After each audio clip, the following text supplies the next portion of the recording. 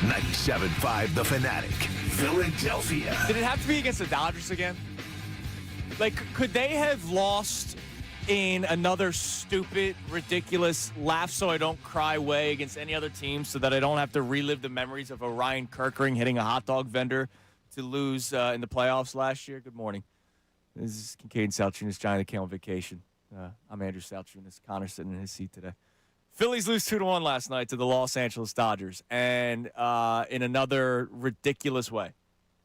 Last year in the playoffs, it was Orion Kirkering throwing home for no reason. And yesterday it was JT Realmuto getting into a rundown for no reason. We'll play the audio for you from NBC Sports Philadelphia here in a second, but I'll be able to try to paint it a little bit better than what you hear from the play-by-play because the play-by-play is TV. Runners on second and third with one out. Brandon Marsh is up to bat. And J.P. Crawford is on third base. What did I say? Justin not JP. Crawford. J.P. Crawford plays for the Mariners. Justin Crawford's on third base. J.T. Realmuto's on second base, the veteran. All right? 3-year, $45 million veteran. Can't move that much anymore, which is a shame to see. And Brandon Marsh hits a cue ball to Max Muncy at third base. And Crawford hesitates and then breaks for home. Don Mattingly, after the game, talked about how they did have the on-contact play. If you ever played baseball, you can live and die by what the manager tells you, or you can use your instincts, and instincts would tell you Crawford shouldn't have kept on going, especially once you hesitate, right? That's baseball 101. You hesitate, and if you don't have to go, then get back to the bag. Max Muncy was going to tag him out of third base. So Crawford breaks for home, and they get Crawford into a rundown. And in that situation, JT Realmuto, who was on second, had already gotten to third. And if you know baseball, with what would be a second out in the inning, JT Realmuto just has to stay at third base. For whatever reason, JT Realmuto decided, I'm going to try to get back to second. Crawford was already dead. He was not going to pull some Benny the Jet Rodriguez, Sandlot, pickle in order to score. It wasn't going to happen. And JT Realmuto says, let me try to help my boy out. I'm going to run back to second base. They get Crawford out. Oh, look, there's a base runner. And they get JT Realmuto out at second base to end the ball game. 2-1 final to make matters worse. Zach Wheeler, dominant again. Playoff-like game. The game was great. I get it. The bats, only 7 hits and only 1 run scored, but that was a playoff game. That's when the Dodgers and Phillies maybe square up again in the playoffs this coming postseason. You're going to see that. And that's why my takeaway yesterday was, hey, this Phillies team can still compete with the Dodgers. If you were to ask me who wins a 7-game series or a 5-game series, I will tell you the Dodgers, but it's not like the Phillies have no shot. Phillies could go force a Game 5. They almost did last year. Phillies could go 6 or 7 games in a series against the Dodgers. They absolutely could. And last night was another night where you saw the Philadelphia Phillies go toe-to-toe with the best team in baseball. And if not for a stupid base running blunder, you don't know what happens. The Phillies could have won. But you can't take away the base running blunder. And you can't take away the fact that that's just who this Phillies team is. For years now, they make stupid decisions on the base paths. And now this is another reminder for some people out there that it doesn't matter who the manager is. It's just the belief that this organization has, being aggressive on the base paths, and sometimes they benefit from it, and sometimes they don't. Now, yesterday wasn't being aggressive. Yesterday was retreating and being stupid. And that's how you lost the game yesterday, because of stupidity. Zach Wheeler's start gets wasted, 7 innings pitched, 5 hits, 2 earned runs, 9 strikeouts. You had 2 shutout innings from your bullpen, which is good to see. You need to see consistent good outings from Jose Alvarado. Jonathan Bolin, who's been a guy they've really depended on, he gets a shutout inning in the top of the 9th inning before everything goes wrong in the bottom of the 9th inning. Here's how it sounded last night on NBC Sports Philadelphia. Off the hands, over to third. Oh, they got Crawford caught. It doesn't matter. Oh, no, JT. Oh, JT's in trouble now. JT is out at second base. A base-running blunder by the Phils on a couple levels. And the Dodgers will win it by a final score of 2-1. Yeah, I mean, it was stupid. The Crawford one, it's like, okay, if he was told to go on contact, he's having the split-second decision of, do I listen to what I was told to do, or do I make what I believe is the correct baseball play? Because usually on contact, when you're on third base, is to the right side of the infield, and Brandon Marsh was a left-handed batter, so maybe they thought he was going to pull. Unfortunately, it was a cue shot to Muncy. Crawford hesitates, he breaks. The stupidity on the play was JT Realmuto. It was not Crawford. It was not the decision to go on contact. The ultimate stupidity of the play, it was Realmuto going, I'm going to get back to second base, which made absolutely no sense. He's been playing baseball his whole life. He's been in Major League Baseball for over 10 years. You can't make that mistake.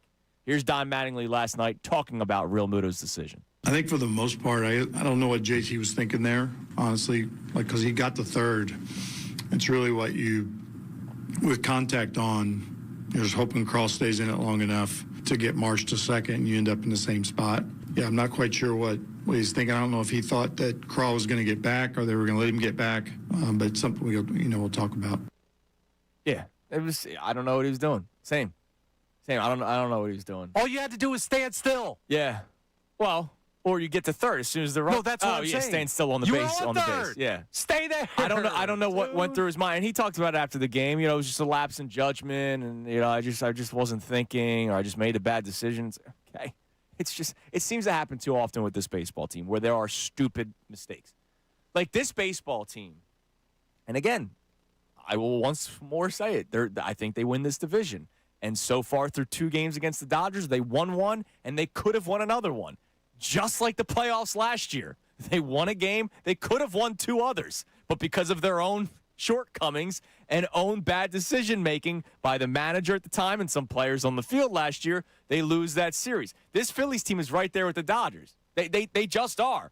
But that doesn't matter when the Dodgers might play baseball a little bit cleanlier. Or many teams will be cleaner when it comes to playing baseball. The Phillies seem to make stupid decisions all the time, dude. And it drives me nuts. And I know it drives Johnny the K nuts, and I can only imagine what this morning would be like if he were in that chair today. But again, it goes to show you it doesn't matter who the manager is. These guys just sometimes are really freaking dumb on the base paths. It's Bryce Harper trying to stretch singles into doubles. It's what you saw last night. The fielding isn't smart a lot of the times. Don't give me inability. Like, sometimes I think it's just dumb play by this baseball team. And I don't know if it's because they're tense. I don't know if it's because they're tight, because we all know what we're saying. It's all about the World Series. It's all about the playoffs. And last night you're going up against the Dodgers, so you're trying to show yourself, all right, can we compete with this baseball team? And everybody's trying to do too much. But was last night trying to do too much?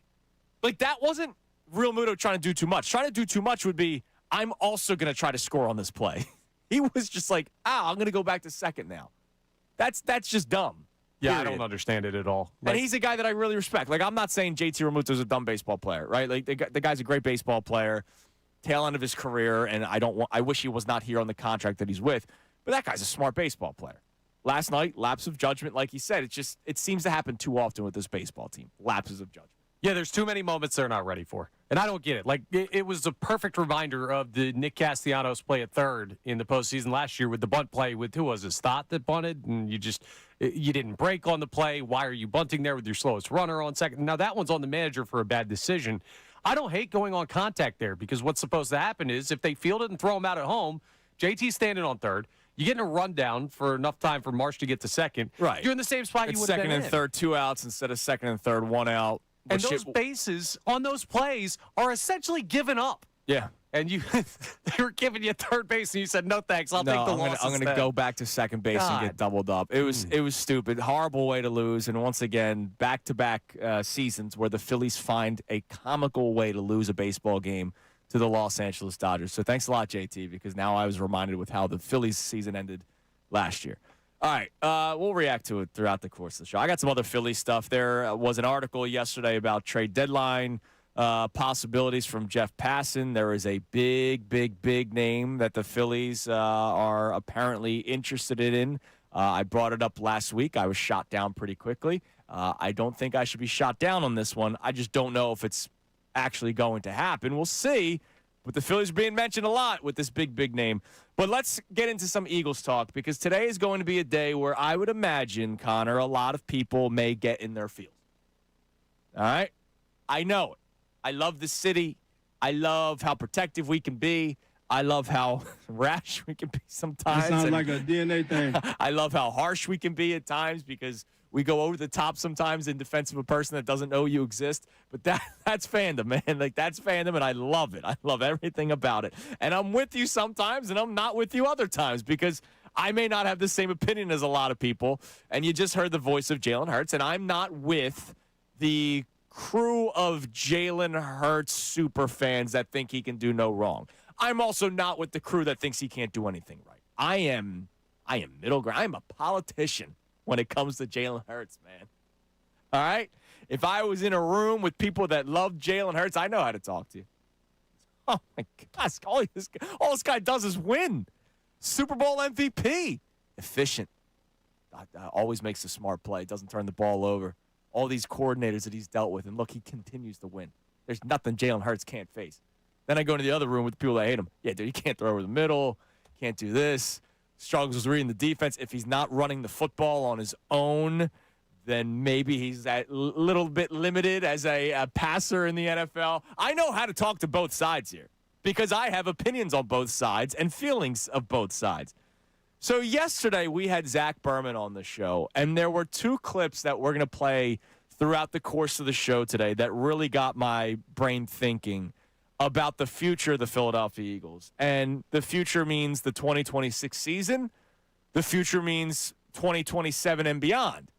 Because the Philadelphia Eagles are going to have to make a major financial decision after this season comes to an end about the contract of Jalen Hurts. We've been talking about this for months now, going back to March when Derek Gunn was the first one to really bring up the drop of guaranteed money after this season. And when that drop happens, that's usually when you start having negotiations. And from what Derek Gunn has been hearing, the Eagles have not begun those negotiations because they want to get a little bit more information. So I understand for that room of people that I was just telling you about that love Jalen Hurts, he can do no wrong. I understand. This is why I'm a good human being, because I can understand both sides of an argument. I understand why you go, what the hell are you talking about? He needs to show more or he needs to prove more. The guy's a Super Bowl MVP. The guy goes to the playoffs every single year. The guy has dealt with so much from coordinators to this city, because that is a big part of the conversation. Jalen Hurts' handling of Philadelphia is unbelievable. We have seen guys melt in this city. Jalen Hurts has not. Jalen Hurts has actually thrived with the energy that this city can sometimes bring upon him in a negative way. So I get why people go, why would you talk about a future without Jalen Hurts? So here was Zach Berman yesterday. Amy asked him sort of the philosophical question of what this offense will look like, because Nick Sirianni spoke to members of the media a couple of weeks ago. It was a sit-down. It wasn't something where they had the cameras on him and stuff, but there were some articles that came out of it, like the Chat GPT. We had Zach on yesterday to sort of joke around about that, but then to talk about everything else that he learned in that sit-down. And Nick Sirianni, once again, made it clear that this is my team, this is my show, everything that's out on the field, my name is a part of it, even though I don't believe him for a second when it comes to the defense, because unless he's just signing the project at the end. I've done that in college, the group project where I just signed at the end because I got the coffees or something, but I didn't do any of the actual work. I've been there, and that's what Nick Sirianni does with the defense. But Nick Sirianni made it clear again, like, yeah, Sean Mannion has his concepts, Sean Mannion has his beliefs, but there are still things that I need to sign off on. And I know what has worked for the Philadelphia Eagles the last couple of seasons where we've been to 2 Super Bowls and won a Super Bowl. Well, here was Zach Berman yesterday talking about sort of that meshing. This is a new scheme, and going into the season, it will look different, and you will see more under center, and you will see the wide zone running game, and so there are going to be noticeable changes from what they've done in the past. The caveat that I'll give to your listeners and to your viewers on YouTube is that going into Brazil in 2024, it looked different than it looked in New Orleans at the end of 2024. And what I mean by that is ultimately you have to do what it takes to win that Sunday. So I think there's going to be patience with this offense, but only to a certain point, because If there are concepts that aren't working, I think that they might move away from those concepts, and they're not going to run the Green Bay Packers offense. They're not going to run the San Francisco 49ers offense. They're not going to run the Los Angeles Rams offense. They're going to run the offense that works in Philly with the concepts that Mannion's bringing over. So if all works out well, it's going to look exactly the way Mannion wants it to look. But the reality with these types of things is it often looks kind of in between what you planned and what it did before. All right, so when you heard Zach Berman say this isn't going to be the Packers offense, the 49ers offense, or the Rams offense, the reason why he's saying that is Sean Mannion comes from the tree of those guys of Sean McVay and Kyle Shanahan. Here's the other reason why. Jalen Hurts is not Jordan Love in terms of style of play. I'm not saying that Jordan Love is better than Jalen Hurts. I'm just saying the way Jordan Love plays quarterback is not the way Jalen Hurts plays quarterback. The way Matthew Stafford plays quarterback, and I will say he is the better quarterback, is not how Jalen Hurts plays quarterback. Really, the most comparable one is Hurts and Purdy. I know people don't like to hear that, but those are probably the two quarterbacks you could compare the most. But Shanahan's just a different beast, right? Shanahan is a proven winning coach that regardless of who his quarterback is, he's going to make it work. And so that's why, this is my opinion, it's not going to look like the San Francisco 49ers because Sean Mannion's trying to figure things out. Kyle Shanahan goes, this is how it's going to work, and you're going to follow because I have proved that I can do that. So you heard Zach Berman talk about the beginning of the 2024 season, which is something I always like to point out because there is a little bit of revisionist history about the season that Jalen Hurts had that year. They took the ball out of his hands after 4 weeks. Because what they tried to do was what Kellen Moore is now doing in New Orleans and what he was doing in previous stops in Dallas and in L.A. It was not going to work. That 2-2 start was – would they have finished 500 that season? No, I don't think so. But I think it would have been a struggle if they kept doing that. They go to the ground game. We know what that was the rest of the season. We know what Jalen had to do with his arm in the title game, NFC Championship game, and the Super Bowl. But you can't take away – weeks 5 through 18, or 6 through 18, because of the bye week 5. You can't take that away. That happened. That is historic. Saquon Barkley's running was historic. It wasn't they didn't throw the ball because they didn't have to. No, they ran the ball because that was the best thing for the football team. So when you hear Zach Berman talking about this might be patient to an extent, expect kind of the beginning of the 2024 season where it doesn't look like what we're used to. I'm not saying it's going to be bad like it was at the beginning of 2024, just the optics of it. It's going to look different. It's not going to be the same offense that we started using the P word with last year, and that was predictable. But if it doesn't go well, like it didn't go well in 2024, and I know a lot of people have an issue thinking about that, do you tailor it back to Jalen Hurts, or do you continue to try to see if he can figure it out? Because here's the point, guys. What the Eagles are doing with Sean Mannion is what they want to do. All right? They don't want 3 yards in a cloud of dust. They want to have an offense where you can spread the football around, especially with high-priced players in Devontae Smith and Saquon Barkley, and high-priced draft capital, first-round pick Mekhi Lemon, second-round pick Eli Stowers. Oh, by the way, Dontavian Wicks got a pretty sizable extension without doing anything in Philadelphia yet. They clearly want to spread the football around to the high-priced players like you had the last couple of years, but it just worked playing the way that they did. But this is what they want to do moving forward. It's the point that I've been getting at ever since this whole contract talk has started. And so from you today, it's 610-632-0975. I want you to try to take emotion out of this as much as possible. Good luck. Yeah, good. I know. And we'll check the text line early today. I want you to try to take emotion as much out of it as possible because I know how a lot of you love Jalen Hurts. I also know how a lot of you hate Jalen Hurts. So you also, the hate crowd, needs to take emotion out of it. We're talking about a season. If it's not looking good, Jalen Hurts is still the quarterback. They're not going to go to Tanner McKee. They're not going to go to Andy Dalton because Hurts is not having the best success in whatever Sean Mannion's concepts are. You either continue with the concepts, even if it might not be looking great, because you need to be able to see, can Jalen Hurts handle this, and are we going to pay him $60 million a year, which will be the going rate for quarterbacks after this season? Or do you say, man, this is a regular season in the NFL. We have a team that is built to win a Super Bowl. We need to win football games. So we need to do what's best for the team. And what's best for the team might not be what Sean Mannion wants. I'm really interested to hear from people today at 610-632-0975. With this new offense, do you want them to continue to try it week in and week out, even if it doesn't look great? Or do you want them to quickly pivot back to what has worked? Nick Sirianni says it would be crazy to not use some of the things that has worked. I get what he's saying, but it's no surprise that when your offensive line is healthy and you have Saquon Barkley as a running back, running the football with him is not a crazy concept. But when you became predictable last year, coupled with the injuries of the offensive linemen, you weren't winning. At least because of the offense. You were winning because of the defense, and the offense didn't screw up too much. That was the story of the 2025 Eagles. The defense was dominant, and the offense didn't screw up too much. And I don't think that's unfair to say. You can climb in early, 610-632-0975. I want phone calls. I want voice memos. And, of course, the Davis Honda text line. Field of Davis Differs. Check them out in Burlington. We will get to some early responses next. I have a couple of branches to this oak tree topic of Jalen Hurts and the offense.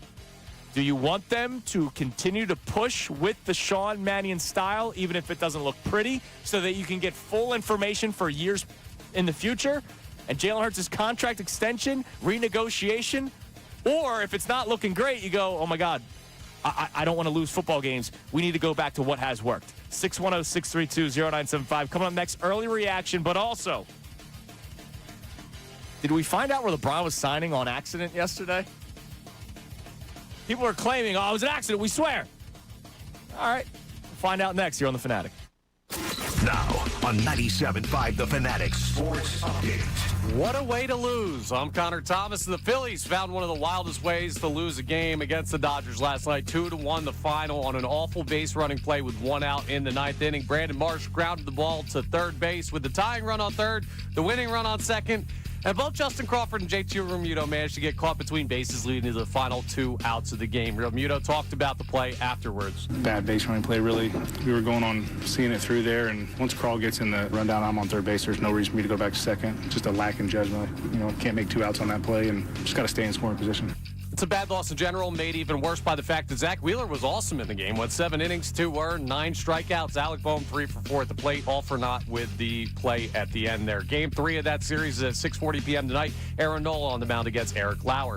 LeBron watch is still at a standstill as no decision has been made. His agent Rich Ball said yesterday via Kendrick Perkins that James has changed his mind between destinations during the process, but still no call on where he's going to play next. The Eagles are 1 week away from their first training camp practice as football inches closer, and the Union are back in action tonight at 7:30 p.m. at Subaru Park against New York Red Bull. You can hear that game live here on The Fanatic. We'll talk to Adam Schefter at 8:05. We'll talk to Union interim head coach Ryan Richter at 9:30. This update is brought to you by the New Jersey Department of Health. Public health works behind the scenes, building a healthier future for everyone. One mission working for you. Learn more at nj.gov/health. I'm Connor Thomas on the home of the Sixers, Flyers, and Union. 97.5 The Fanatic and The Fanatic.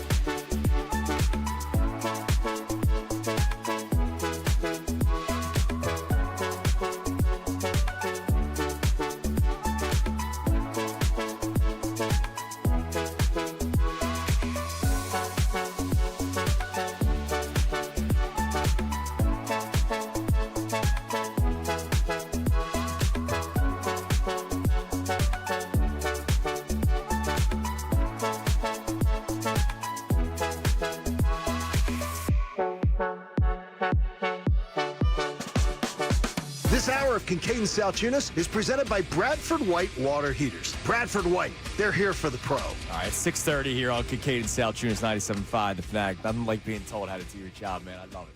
Every single morning. It's great. Come in, do all this work. It stinks. I love it. Don't worry, we're going to have some fun today. It's not going to be all Jalen Hurts today. I saw some crazy financial statistics from the World Cup here in Philadelphia that I can't wait to get to because the city did really well, and I'm also going to rip the city at the same time. Ooh, what did we do wrong? I'm excited to hear. Oh, we'll get into that coming up. But come on, man. We got to lead with the Eagles, obviously. All right, our Eagles discussion this morning that I know is going to get people going because we get emotional when it comes to Jalen Hurts. Both sides do, all right? Both sides do. The I love Jalen Hurts and the I hate Jalen Hurts. You guys are very, very over the top, and I mean that, like over the top both ways. My man 215 Jay Philly, who was a very anti-Jalen Hurts, it's his is logic and not emotion, so he's right and you're wrong. And then on the other side, I bet you there's people like another Jay that we're going to get to, Jay in West Philly that we'll talk to in a second here, is going to say, well, he wins, and that's fact. And so your dislike of how he wins, you're the problem. It's the beauty of sports talk, man, that we can have such differing opinions. And it's so emotional because it's the quarterback of our favorite football team.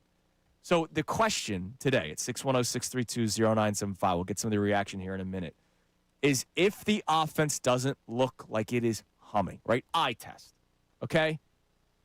I don't want to say forget whatever the record is, but let's say they're 1-3. Let's say they're 2-2. Let's say they're 3-1, 4-0, 0-4. Those there could be some ties mixed in. I don't know. If you're watching the games, you're going, man, this is a struggle offensively. Are you going to have the itchy trigger finger of, all right, go back to what works? And when I say are you, really that question is to Nick Sirianni. But the question is today for you, the Eagles fan that's listening, what you want them to do, because this is very much like 2024. Sean Mannion doesn't have the experience of Kellen Moore, but Sean Mannion has the same level of excitement and respect for people around football as Kellen Moore did coming here. Kellen Moore showed that he was a proven offensive coordinator, and he tried new things here. It didn't work. They went back to what did work. They won a Super Bowl. Let's not forget that. It worked so well going back to what usually works. They won a Super Bowl. Then they tried it last year, and they sucked. They tried doing a lot of the same concepts. It sucked. So this year, if it doesn't look like it's clicking early on, as Zach Berman pointed out yesterday, if it's not clicking early on, are you saying, okay, let's keep on trying, sink or swim, because we need to know about Jalen Hurts' contract extension? Or are you saying, hey, it's all about this season. We'll worry about the offseason. Let's worry about this season. Let's go back to what has worked, and what has worked is 3 yards in a cloud of dust sometimes, and being efficient and being careful and being safe with the football, and that's going to win us games. 610-632-0975. But real quick, last night, did you see what happened with the Miami Heat? I did. All right. It happened late last night.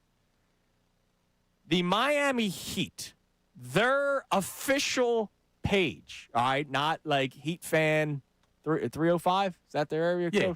Not Heat Fan 305. No, the official page Yes. of the Miami Heat had a link for the LeBron James introductory press conference.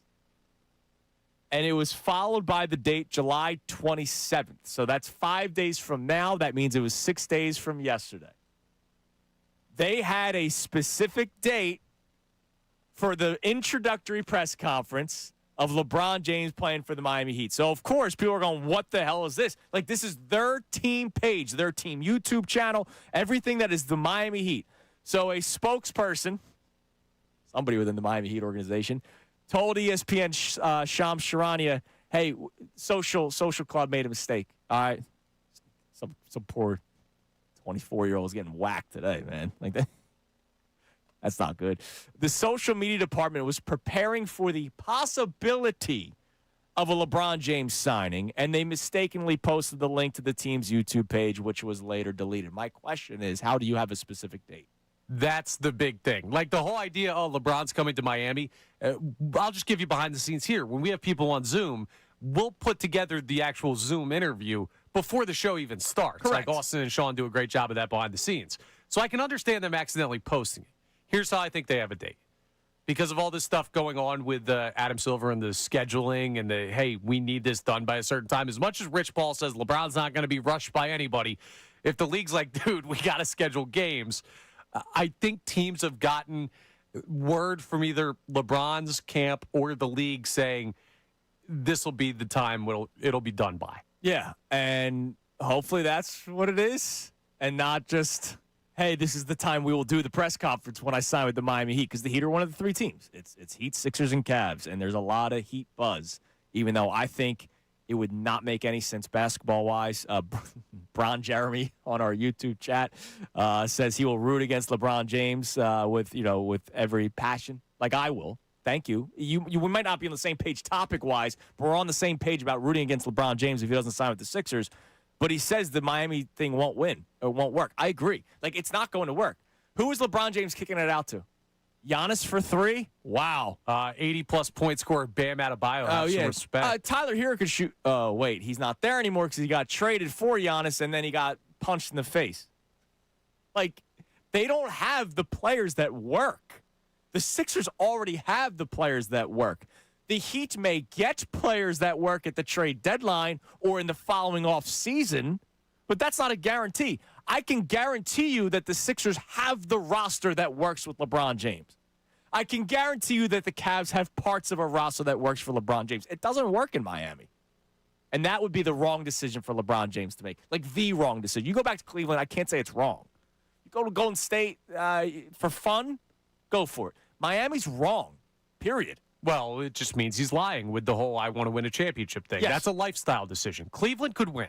They were in the Eastern Conference Finals last year. Like, Cleveland could win. Yes, they could. And Golden State playing with Steph, I get it. But you go to Miami, I don't know, man. No, yeah. I don't get how you sell that as I'm chasing it. Well, I want to win another championship. He's not. He'd be lying. He'd just be trying to redo something. I don't know. All right, let's get some interaction here to the Jalen Hurts discussion. Let's go to my man Jay in West Philly.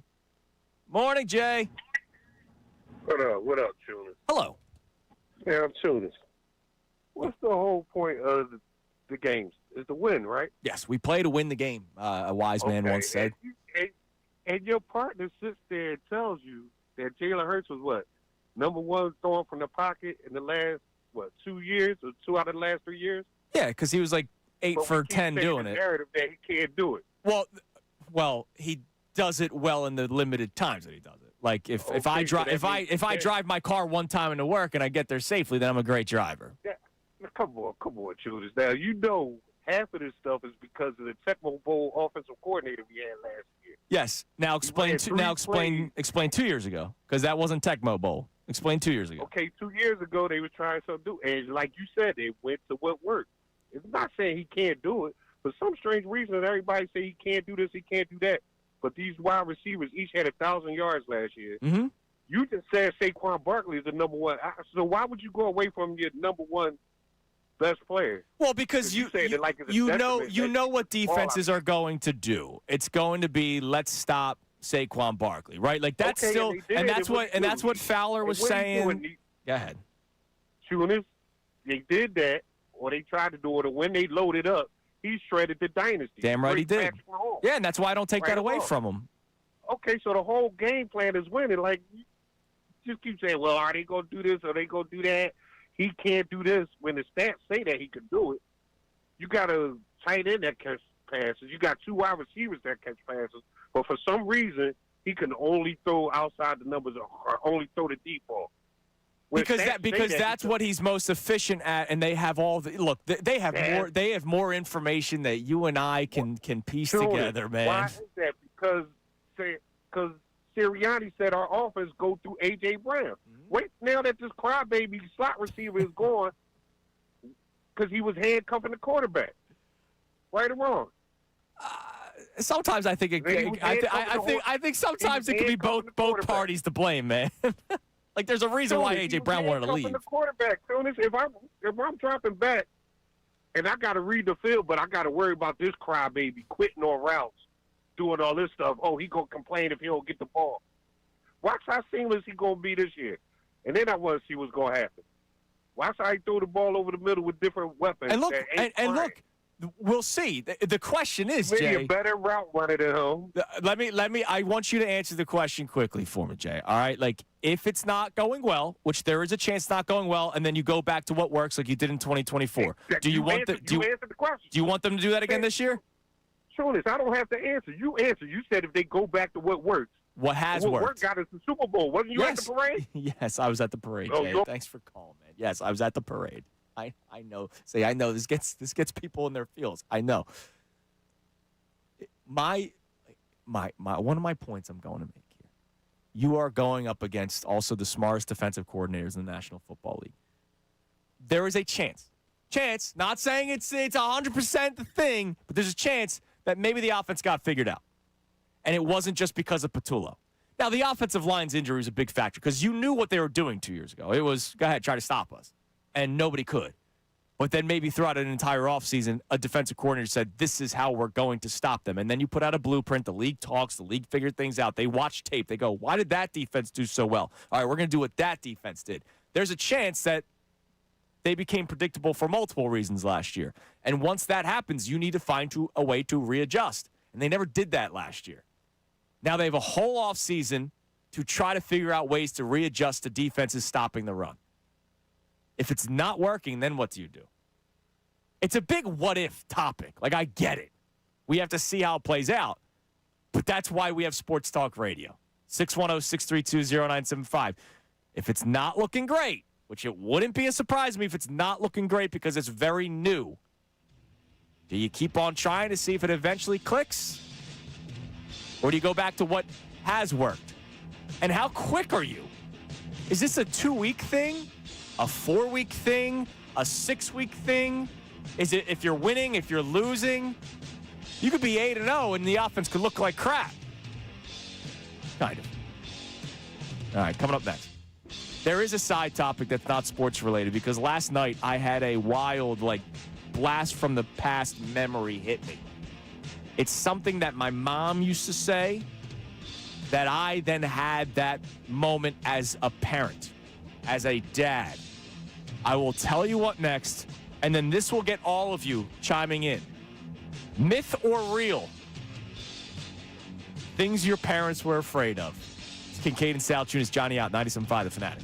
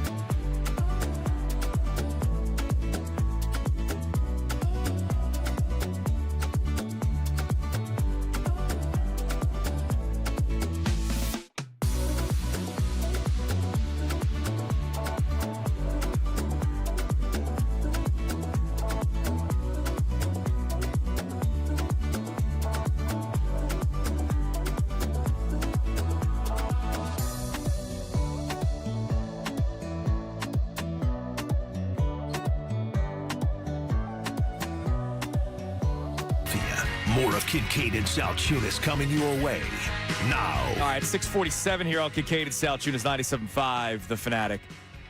Hit me with a text message from the Davis Honda text line where you can feel the Davis difference. Check them out in Burlington.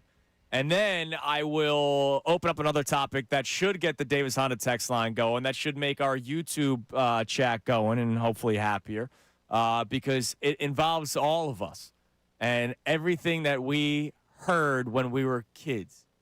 I'll explain more in a minute. What do we got on the text line, Connor? All right, so Bruce checks in on the Jalen Hurts conversation, the Eagles offense, and says, honestly, I don't care what the offense looks like. I'm not a stat guy or need to see explosive, fancy offense. One stat I care about is wins. Birds can do whatever they want or need to do on offense as long as they win ball games. Oh, yeah, of course. Of course. Early on, though, they're going, again, this is from Zach Berman yesterday. They are going to try the Sean Mannion offense early on. And if it's not working great, then they will go back to what has worked. It is not a guarantee that what has worked will continue to work. It's a deeper question than just are they winning or are they losing? They have a $60 million per year decision to make after this year. And that is the point that I always keep coming back to. And do you want to pay $60 million to a guy that's handing the ball off because the passing concepts aren't working? And I'm not saying that you can plug and play any quarterback in this system and in this city. I am not saying that. I say that about San Francisco with Kyle Shanahan. The Eagles don't have Kyle Shanahan, so it's not that way.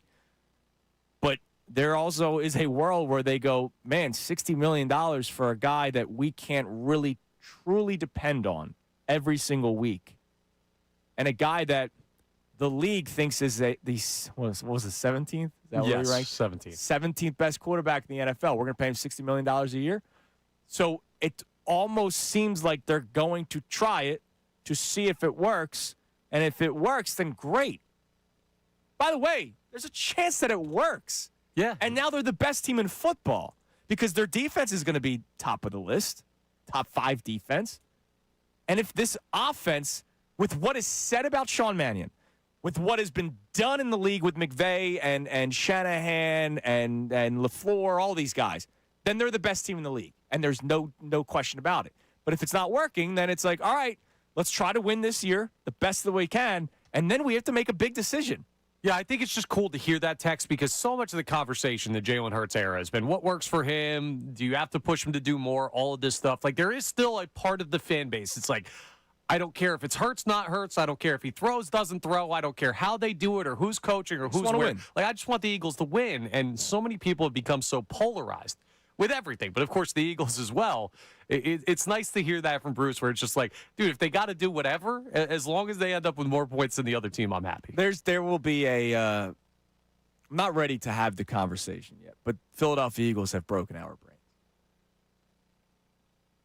How so? Well, we care about backup quarterbacks more than anywhere else for good reason.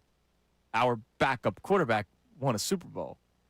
And do whatever it takes to win. You're right. That's yes. Yeah, but were our brains ever not broken? That would be my thing. Like, you could go back to any era and be like, they're breaking our But brands. do whatever it takes to win. It's like, all right, but they did win with the 30th ranked offense, passing offense in the league. They won because of the defense. Yeah, I just don't think that broke anything. Like, I think people were doing this in the year 2000 and the year 1990 and the year 1980. And look, we'll see. We'll see if it works again. All right, last night, Coop's in the bathtub, all right? And I started hearing the rumbling of the thunder outside. And I had the moment, like I got zapped back into Little Tunis, man. And I heard Mama. Don't go in that shower. There's a storm outside. You're not allowed to take a shower. So much so that there were times like after a baseball game, you know, summer, storms can come out of nowhere. You race back from the baseball game. I used to catch, so I'd be sweaty and smelly as can be. And Mom would say, you can't take a shower yet. Like, just like put on a different pair of clothes, raggedy clothes, and then wait till the storm passes before you get in the shower. Today's side topic, myth or real, because that is actually real. It is real. Like the whole, like, it's kind of real. Very, very, very slim chances of the lightning actually transferring through your plumbing system into your shower. And by the way, I even Googled yesterday, what if it's off? Does it still travel through? It can, because it's finding some body of water, and because the bathtub was full, there was the chance. I pulled that kid out of the tub, man. I did.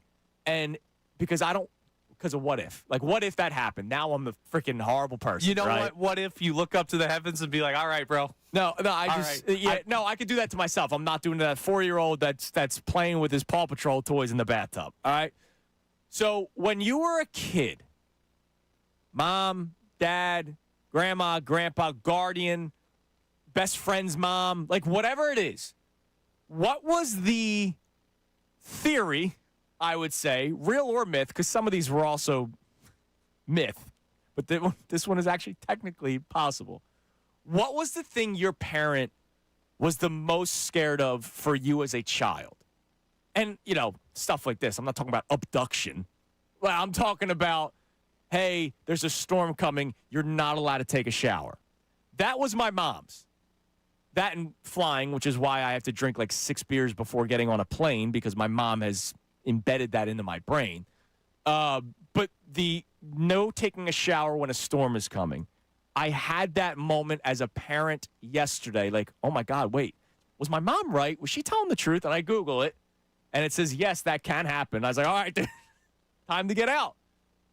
What was that thing that whoever raised you, or whoever you spent the most time around, that had some sort of fear that was probably over the top?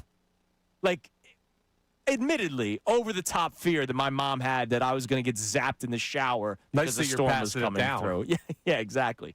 Did you have that? Did your mom or dad or anybody have that when you were a kid? Not even close. Not remotely. Not a single thing that I could think Not a of. single one? No, dude. They would, like, urge me to do more dangerous stuff.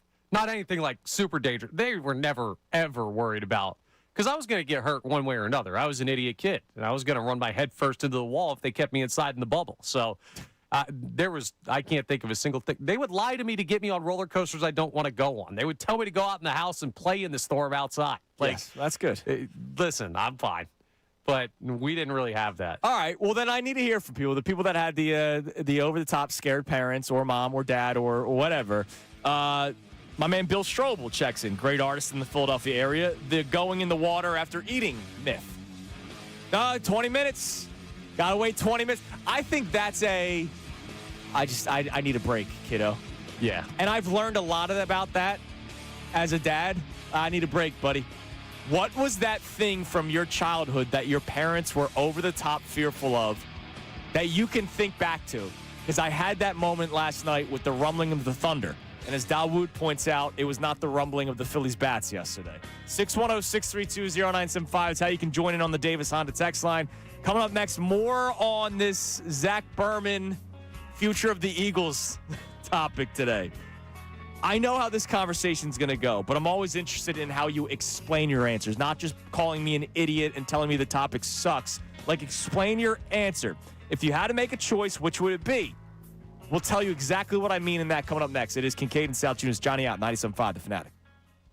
Now on 97.5 The Fanatic Sports Update. An all-time base-running blunder. I'm Connor Thomas, and the Phillies lost to the Dodgers 2-1 last night in an awful base-running play with one out in the ninth inning. Brandon Marsh grounded the ball to third base with the tying run on third, winning run on second. Hey, you got to find some way to score, right? Well, both Justin Crawford and JT Realmuto were caught between bases, leading to the final 2 outs of the game. Crawford talked about the play afterwards. How frustrating is it for the game to end in that manner? Very frustrating, especially when, my job is to be a good base runner, help score for the team right there. But just got to make a better read next time and can't happen again.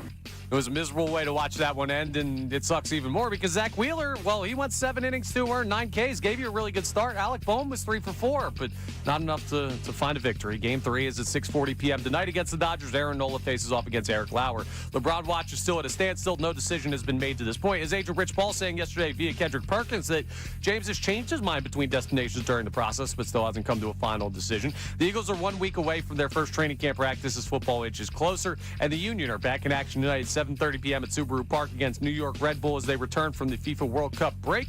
You can hear that game live here on The Fanatic. We'll talk to Adam Schefter coming up at 8:05 to preview training camp. Union interim head coach Ryan Richter joins us at 9:30. I'm Connor Thomas on the home of the Sixers, Flyers, and Union, 97.5 The Fanatic and the Fanatic app.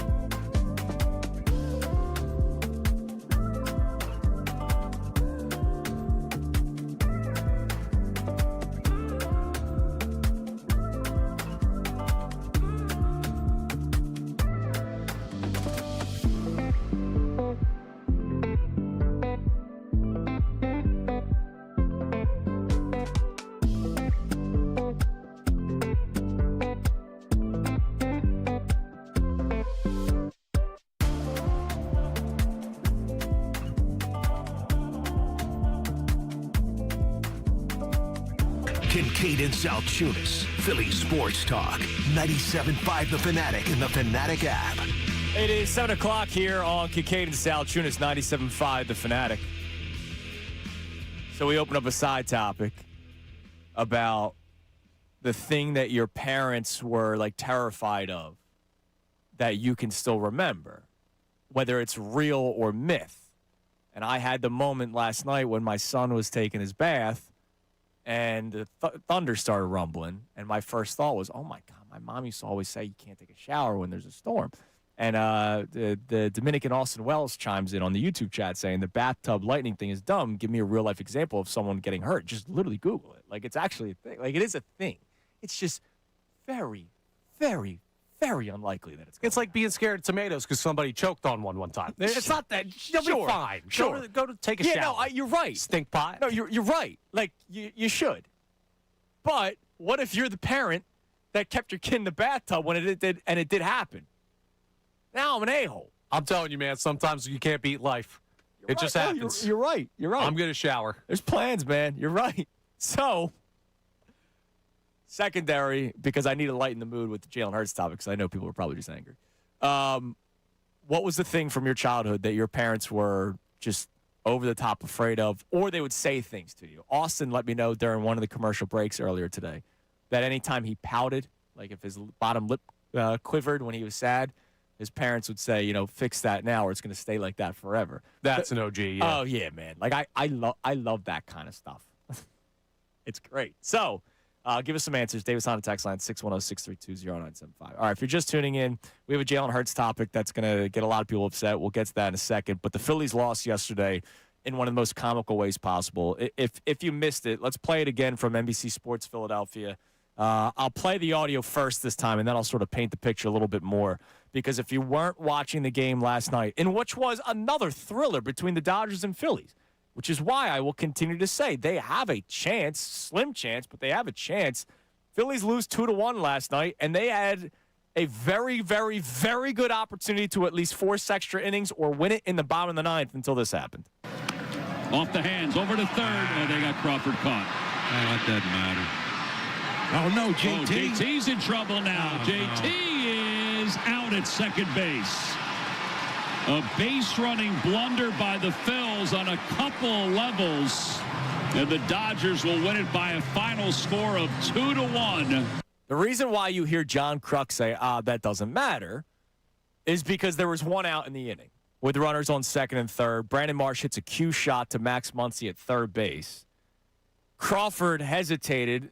Don Mattingly said there was a contact play on after the game, but usually it's when you pull it and you're a left-handed batter, he hits the third baseman. So Crawford has the instinctual reaction of, wait, I should not break for home because the ball was hit to the third baseman.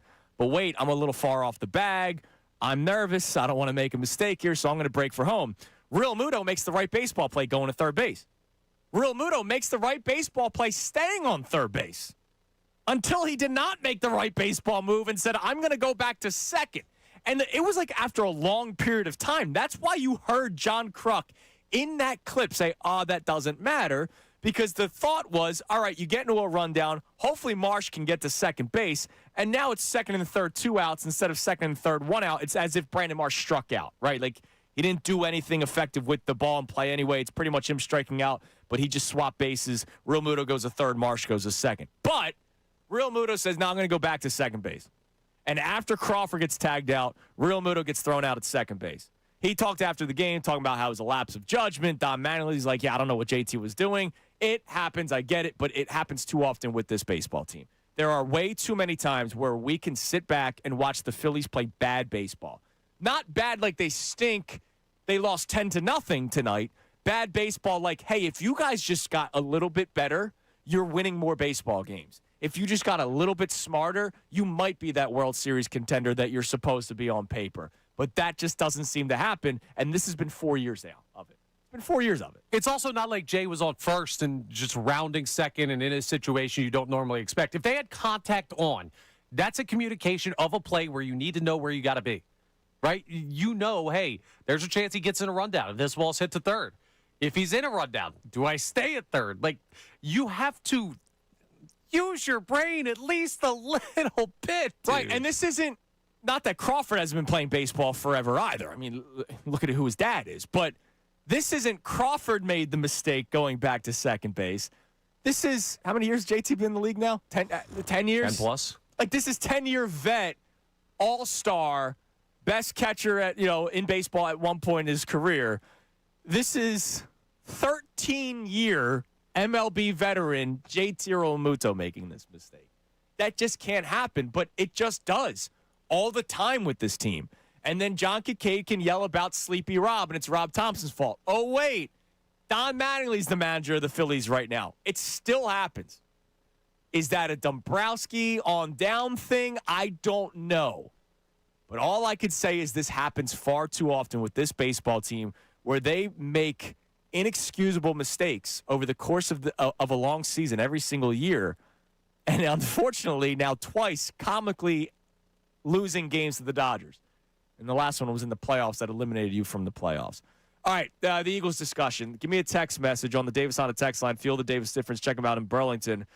If the Eagles offense, with the new concepts that Sean Mannion is bringing to the table, is not clicking, they're winning games, but it's because of the defense, just like last year. Do you continue to see if Jalen Hurts can improve and learn the new concepts, the whole new style of offense, under center, motion, throwing over the middle of the field, all the time? Right? Like, I get what John brings up and what our caller Jay brought up earlier. Well, when he does throw over the middle, okay, very limited times. Defense probably get caught off guard when that happens. When it's more of a focal point of the offense, if Jalen Hurts is struggling at it, do you go back to what has worked in the past, or do you continue to see if this works? Because if it works, great, you win. You win. You're winning. I'm not saying the Super Bowl. You're winning a lot of games. You're going to the playoffs. You lock up Jalen Hurts. You redo his contract. Sean Mannion hopefully stays, isn't getting poached by another team already. You just hope that this works. But if it doesn't, you have to think about whether or not you're renewing the contract, if you're renegotiating. What do we got in the text line? So Tito in Newtown checks in. Hello, Tito. Great name, Tito. Tito. I'm going to test your 90s kid knowledge. Rocket Power. Damn right. On, Uncle dude. Tito, shout out. Regards to the Mannion offense. Do you remember the restaurant? Oh. You want to talk about... The Shore Shack? Yes. Yeah, I got it. Give me a second. Listen, it's early still. Is it Shore Shack or Surf Shack? No, I think it's the Shore Shack. I think you're right. Yeah. All right, go ahead. Sorry. That's all right. Regards to the Mannion offense, he and Liam Cohen both come from the McVay LaFleur offensive system. The Jags started 5-4 last year. Trevor Lawrence finished the season as an MVP finalist. It's a complex offense that will take half a season to learn and gel as a whole group. Birds have to stick with the Mannion system no matter what. Okay. And that's what they want to do. I hope we realize that. They did not bring in another guy that likes to run the football and, big people beat little people, as Chip Kelly once said. Like, they brought in a guy that has the concepts that every NFL team is looking for right now. Okay? Every NFL team wants the Shanahan-McVay. They all want it. This is not groundbreaking stuff here. If it continues to struggle, though, you're also talking about not winning a Super Bowl. And isn't that what every year is about, especially when you're a contender? And that's where it makes the conversation a little bit difficult. Do you see if Jalen Hurts, does the sink or swim? Or do you go, all right, he's sinking, let's throw him the life raft? And that's going back to what has worked in the past. It's no guarantee that it'll work again, but we can't just lose football games because we're experimenting right now. Now, off of that, Zach Berman had another clip. Because I asked him yesterday, after he had that great answer to Amy, because Amy asked the question about the meshing of the concepts and how it's going to work. He talked about they'll be patient to an extent. And to an extent means if it's not working, they got to try to win football games. So I followed up and asked them, look, I don't want to pin this on Jalen Hurts. Just let's say the offense doesn't work, period. Like, what they want to do this year doesn't work. When they think about the future, because the Hurts contract discussion is real, he's not going to play on this current contract next year, the 2027 season, because the guaranteed money isn't there. So they would have to renegotiate for him to play. He will not play on this current contract. So that's real.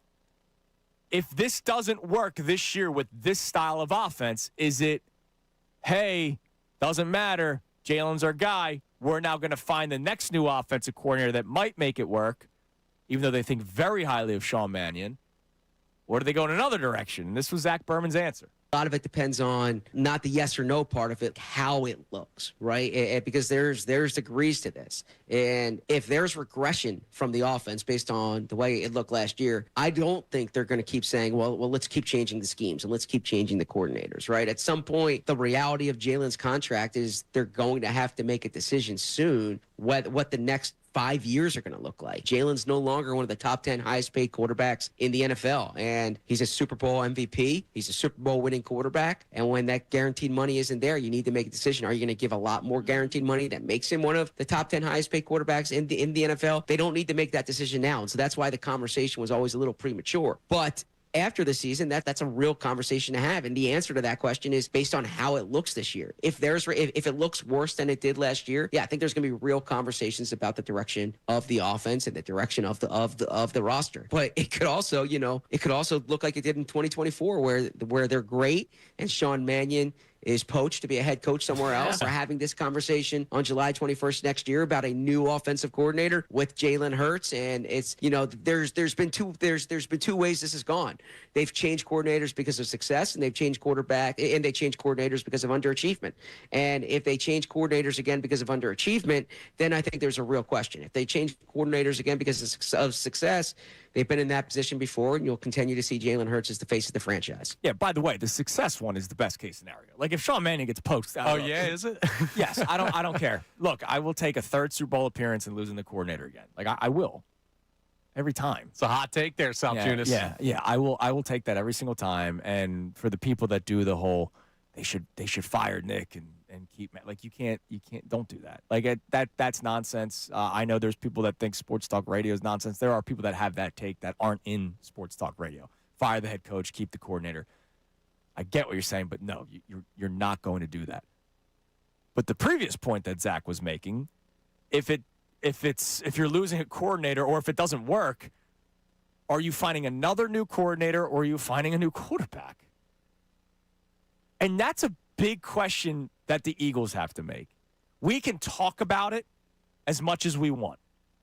The Eagles are going to have such a big conversation that they need to have. And part of the reason, Connor, in a sick, twisted way, that I'm so excited for this season is because we're going to learn so much.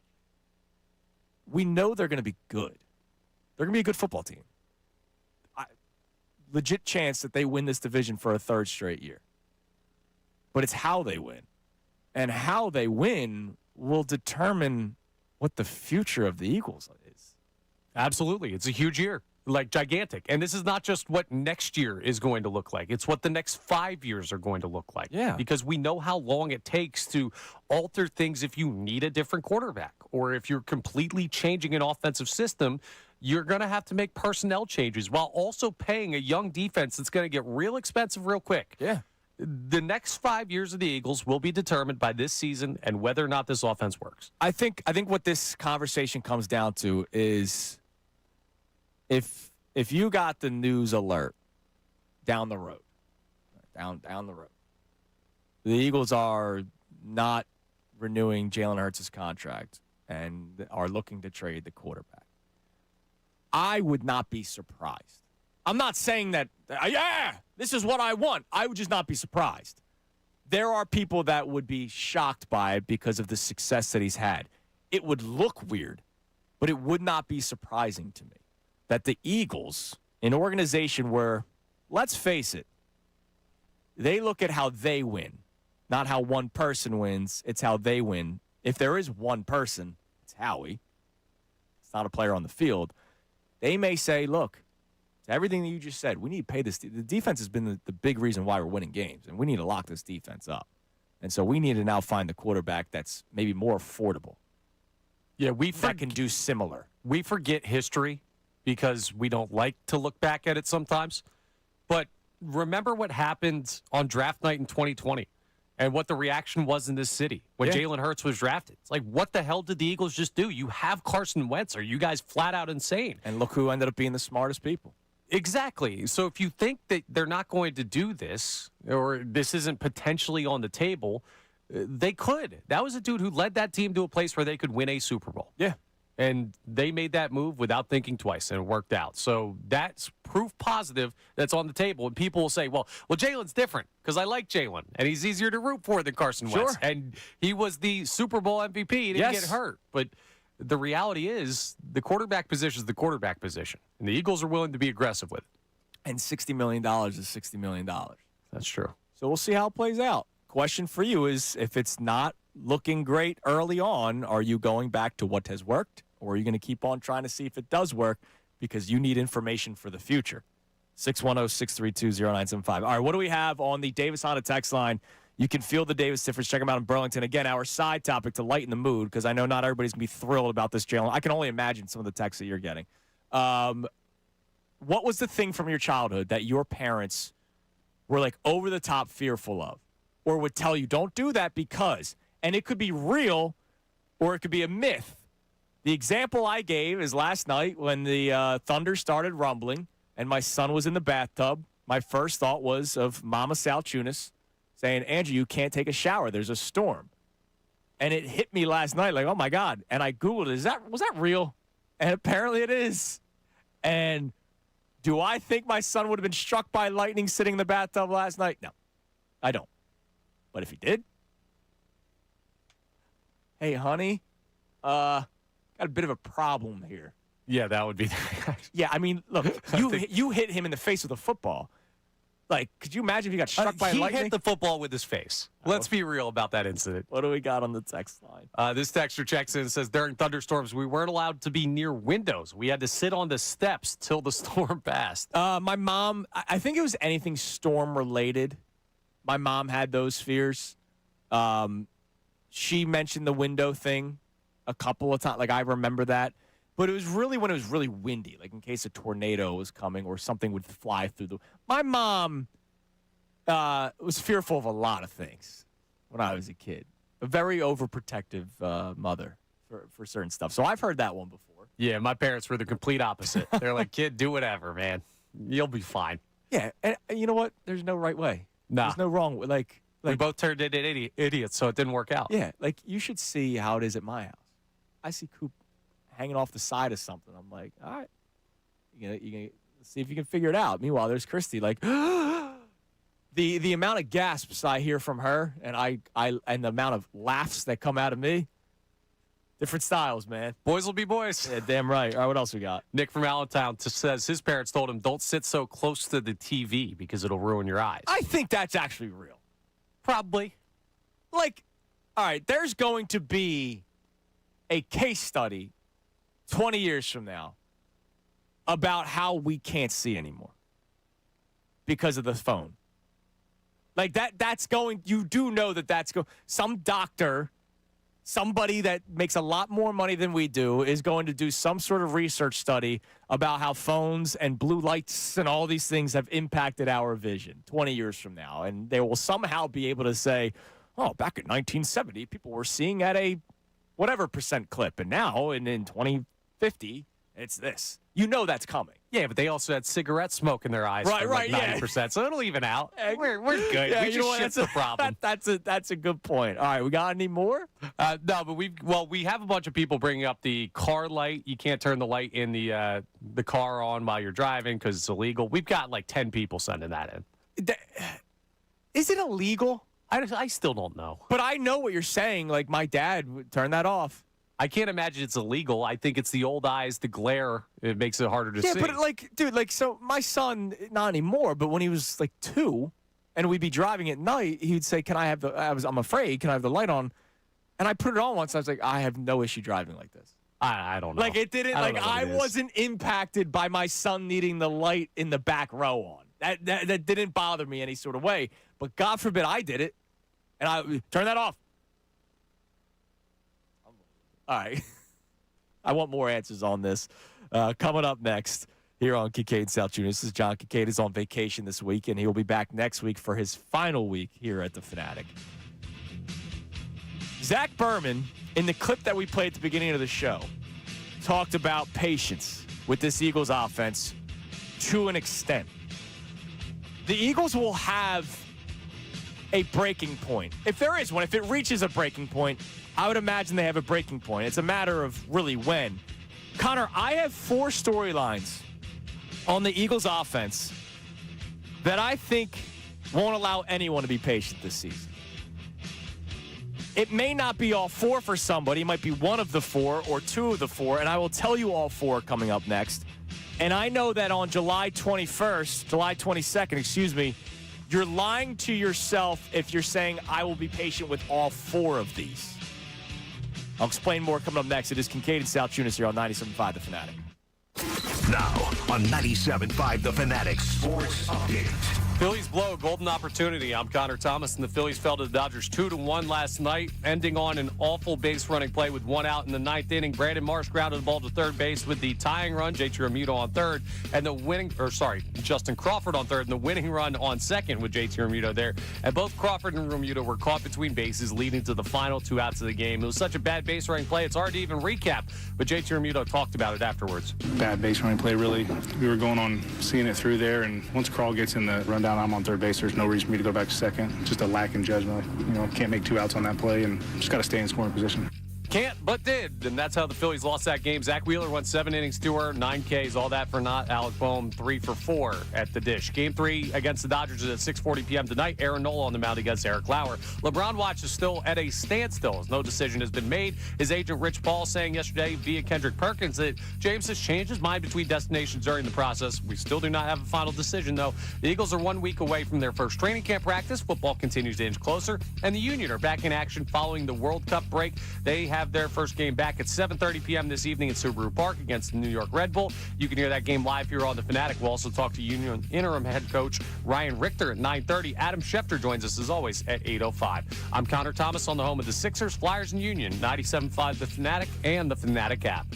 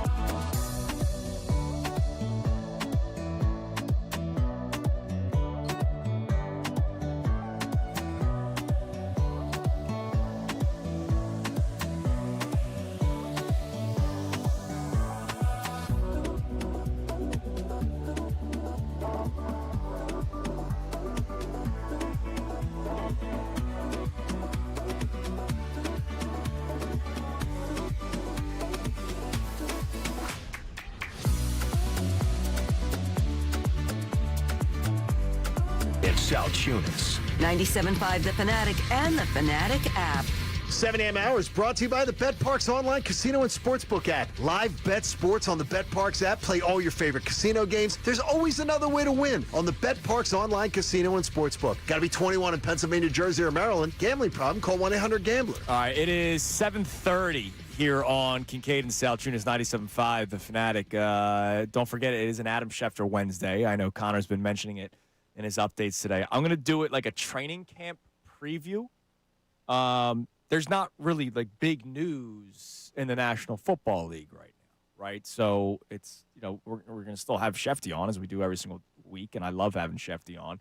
So we'll talk a little bit about this Jalen Hurts discussion with him, and we'll preview some of the storylines with the Eagles in training camp. But I want to bounce around the NFC East a little bit because I talk about how I think the Eagles win the division, but I did hesitate earlier when I said, look, there's a legit chance that the Eagles win the division for the third straight year. Legit chance. I'm not saying lock. And so I'm curious to hear some of the storylines. Remember, last year, going into the season, it was, can the Commanders repeat what they did the previous year? I didn't buy it for a second. A lot of people did. This year, it's, hey, is Jaden Daniels going to be able to be healthy? And what does that team look like?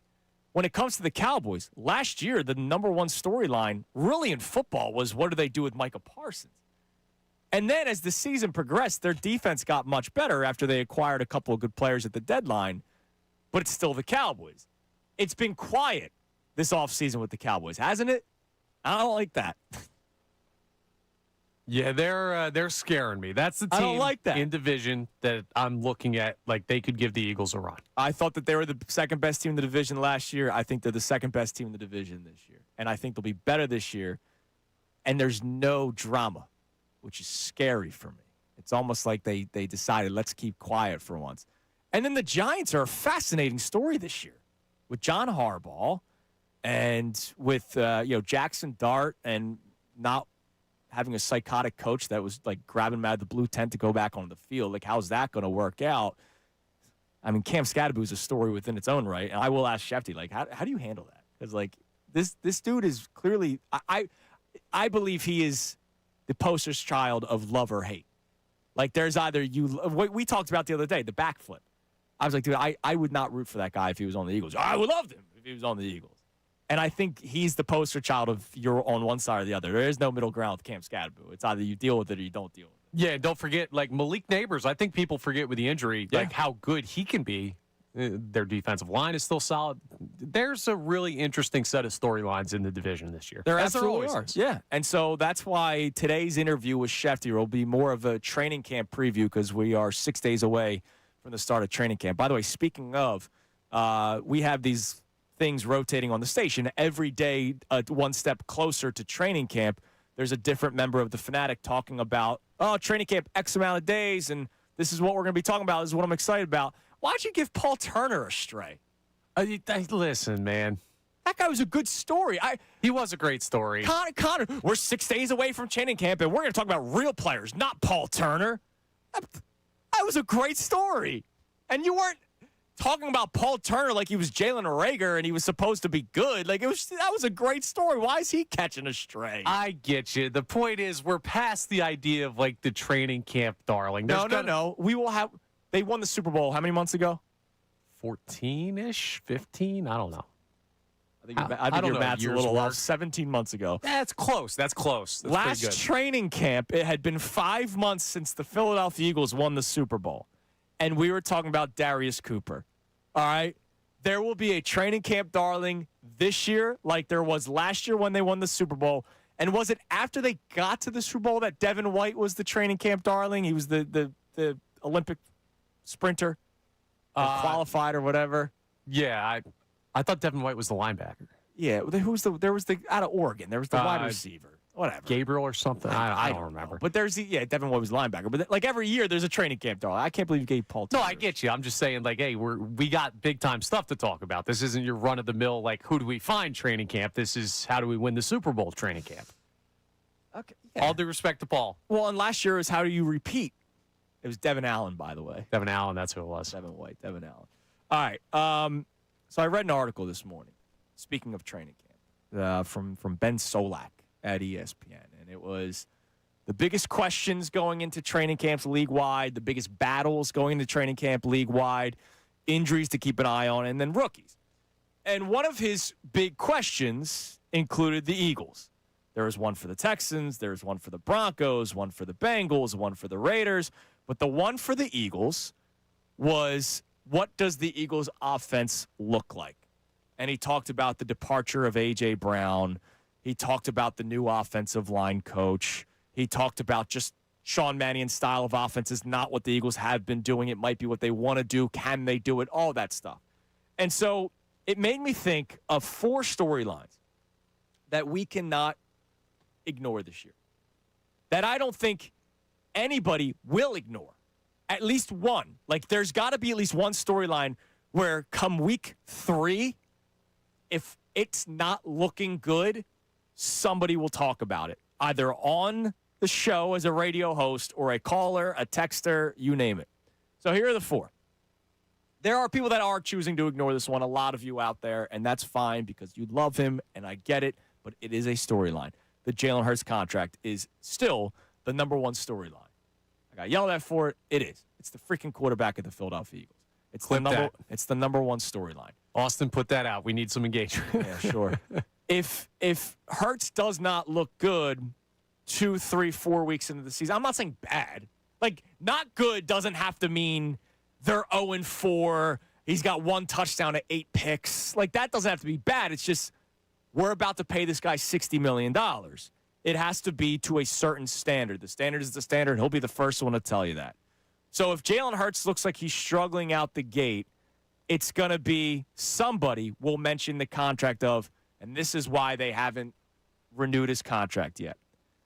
There will be somebody that blames the coordinator and not the quarterback, which is fine.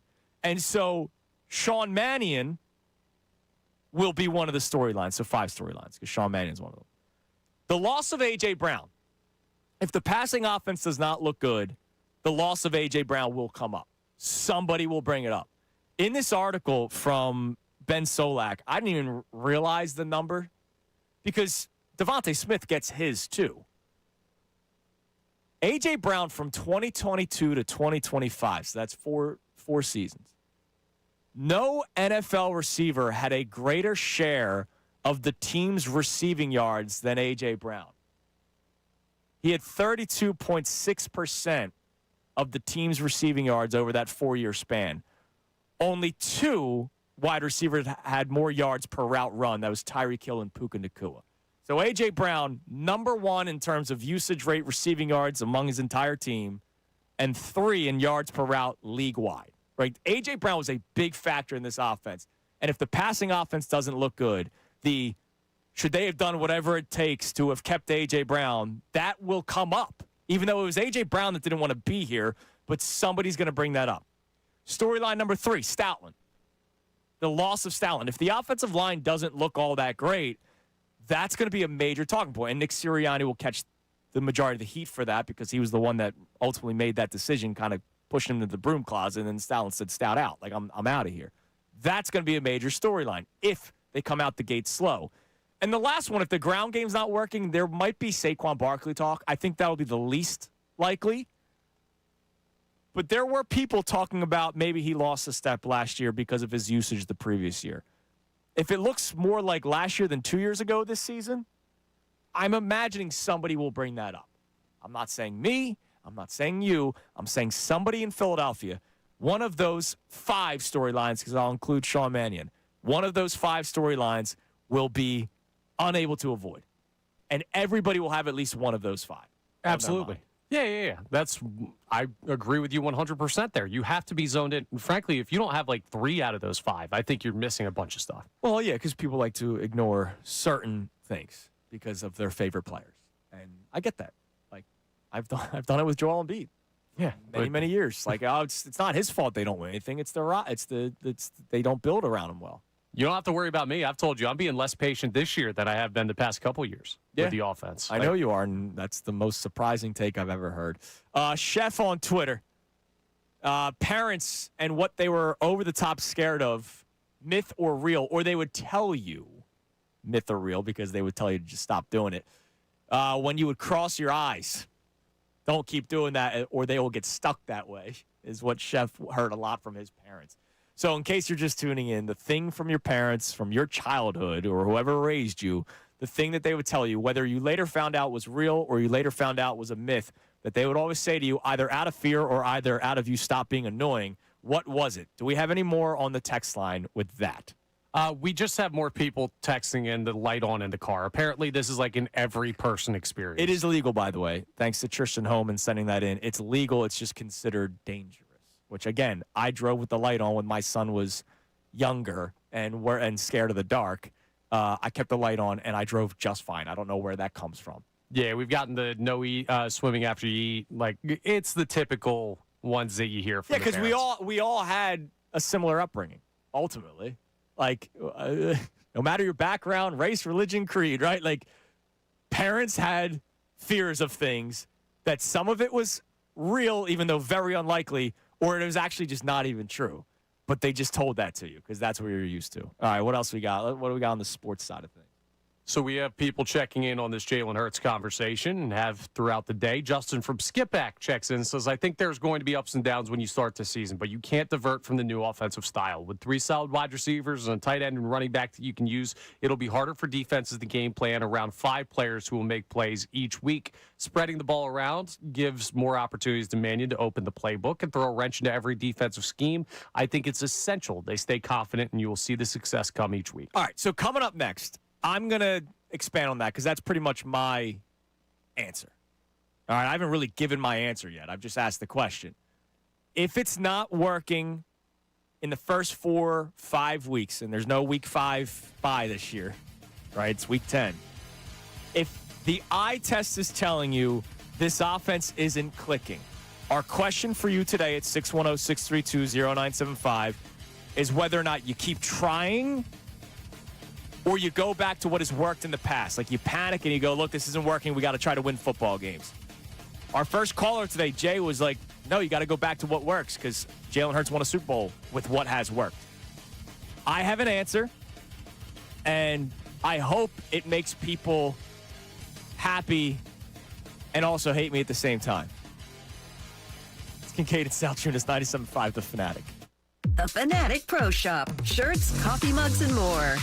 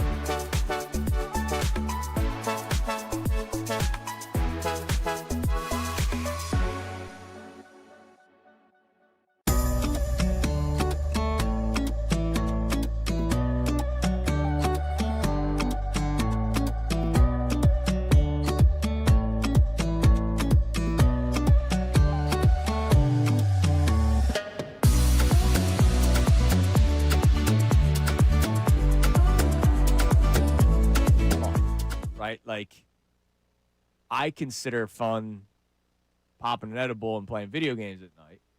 Some people think jumping out of a plane and skydiving is fun, right? So it all depends on what you consider fun.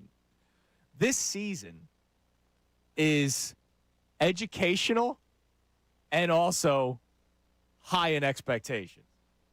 So the correct answer, in my opinion, is even if the offense doesn't look to be clicking on all cylinders 3, 4, 5 weeks into the season, is that you continue to do it. And the reason why is because I need to learn, is Jalen Hurts going to get that contract moving forward? But at the same time, this defense is going to be so good that even if the offense doesn't look great, they could still be 4-2. Like they could win just like they were last year.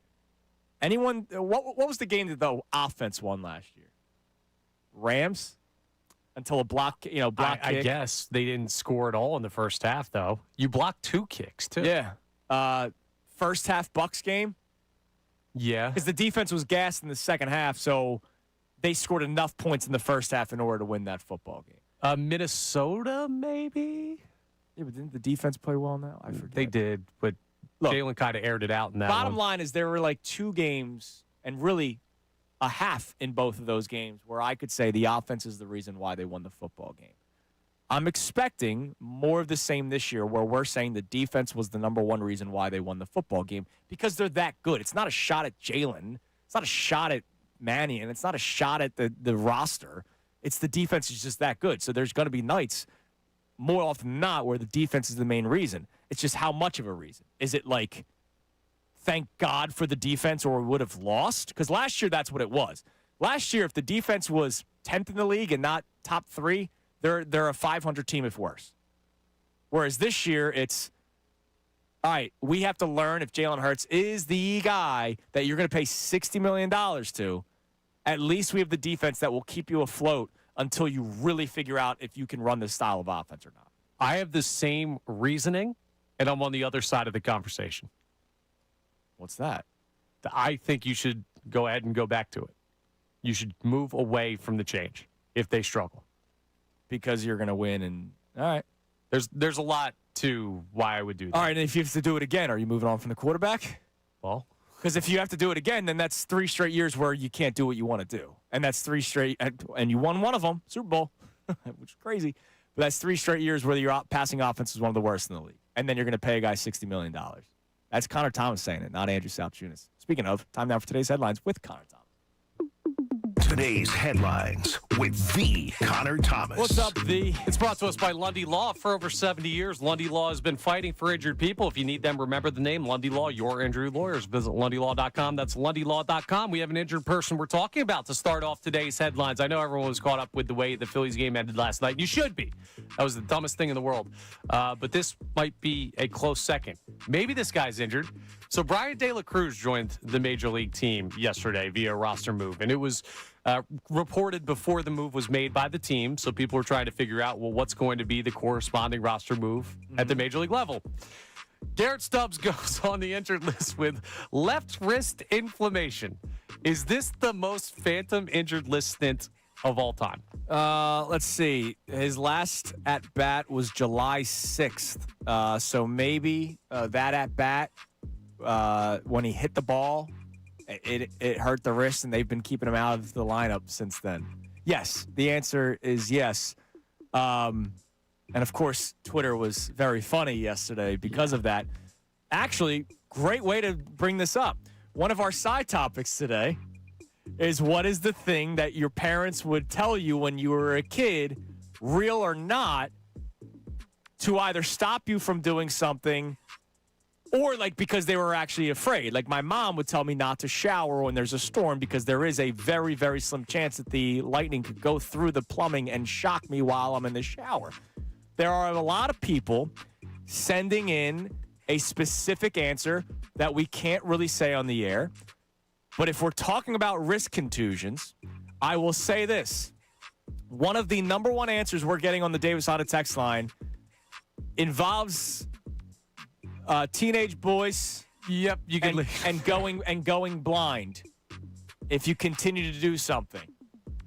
And so we can't really say it. And I was trying to find the way to ease that into conversation. And hand to God, I had no idea that Connor was going to lead with the Garrett Stubbs wrist injury. But that's been the number one answer that we've been getting on the Davis on the text line is something you may have done a lot of as a teenage boy, and your parents told you you'd go blind if you kept on doing it. A lot of wrist inflammation going around these days. All right, we'll move on to our next story here. And this is a big one. I want you to guess. You'll never, ever guess why I'm bringing up Utah taking on Portland in the Athletes Unlimited Softball League, or I think Athletes United Softball League. No, you're right.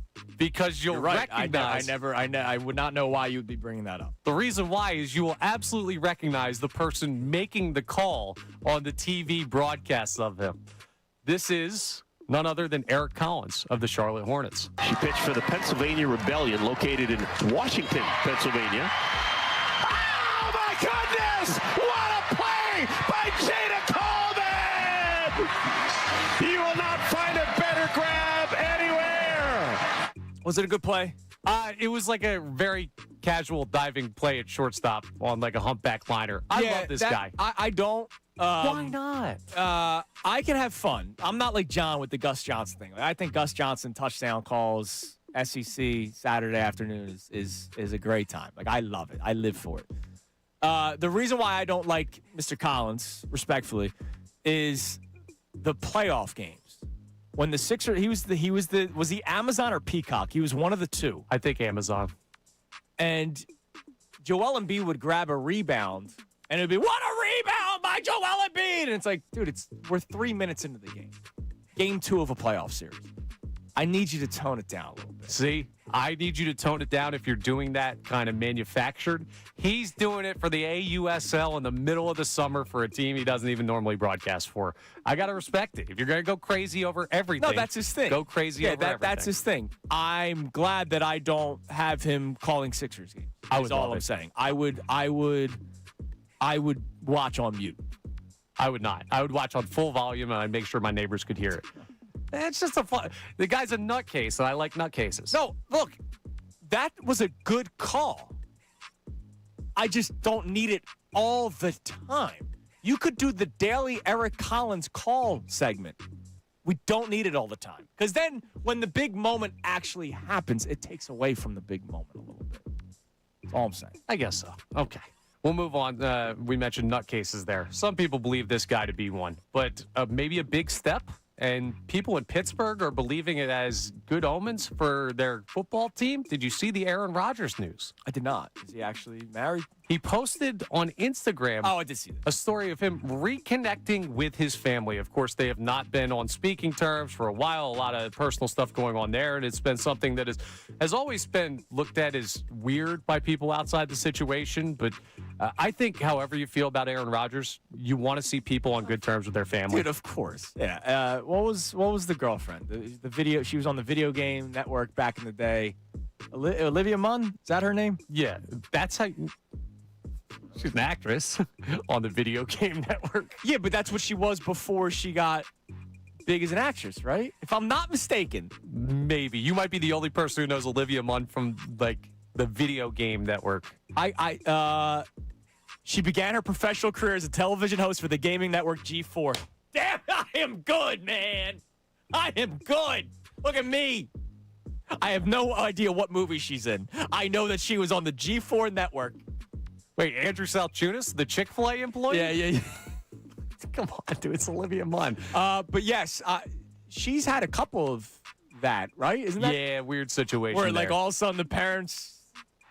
But do you think it actually, like, if you're a Steelers fan, do you look at that and say, now we got Aaron Rodgers, the real Aaron Rodgers? No, the real Aaron Rodgers played 10 years ago. Right, dude? Like, the Steelers, they're going to lie to themselves and think they have a chance.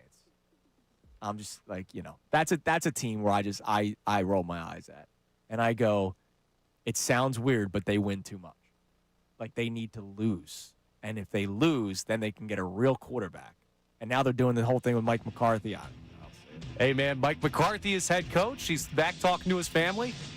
feels like, what was it, 20? They might as well bring back 11? Heinz Field then, and not Aqueduct or whatever the hell there is. What is their stadium name? Oh, Aronimink? Shore? Acroshore? I don't know. Something or other. Coming up next, Adam Schefter joins us. We're going to do a training camp preview interview today. Storylines all around the NFCs, not just the Eagles, because there's not like a big newsworthy topic right now with the Eagles. But man, I kind of hate how quiet it is in Dallas. And I'm kind of concerned with what the Giants are putting together. We'll talk to Shefty about the NFC East training camp preview coming up next here on The Fanatic. Now on 97.5 The Fanatic Sports Update. Bills run themselves out of the game. I'm Connor Thomas, and the Phillies lost to the Dodgers 2-1 in embarrassing fashion with a base-running blunder for the ages in the ninth inning. 1 out in the ninth. Brandon Marsh grounded the ball to third base with the tying run on third, Justin Crawford, and the winning run on second, JT Realmuto. And somehow both those guys found out a way to get caught in between bases for the final 2 outs of the game. Crawford talked about the play afterwards. Was asked about how frustrating it was. How frustrating is it for the game to end in that manner? Very frustrating, especially when, my job is to be a good base runner, help score for the team right there. But just got to make a better read next time and can't happen again. Yeah, it was frustrating to watch, too. What wasn't frustrating was Zach Wheeler, who went 7 innings, 2 earned, 9 Ks, and Alec Bohm, 3 for 4 at the plate, but not enough to find a victory. Game 3 is at 6:40 p.m. tonight. Aaron Nola on the mound facing off against Eric Lauer.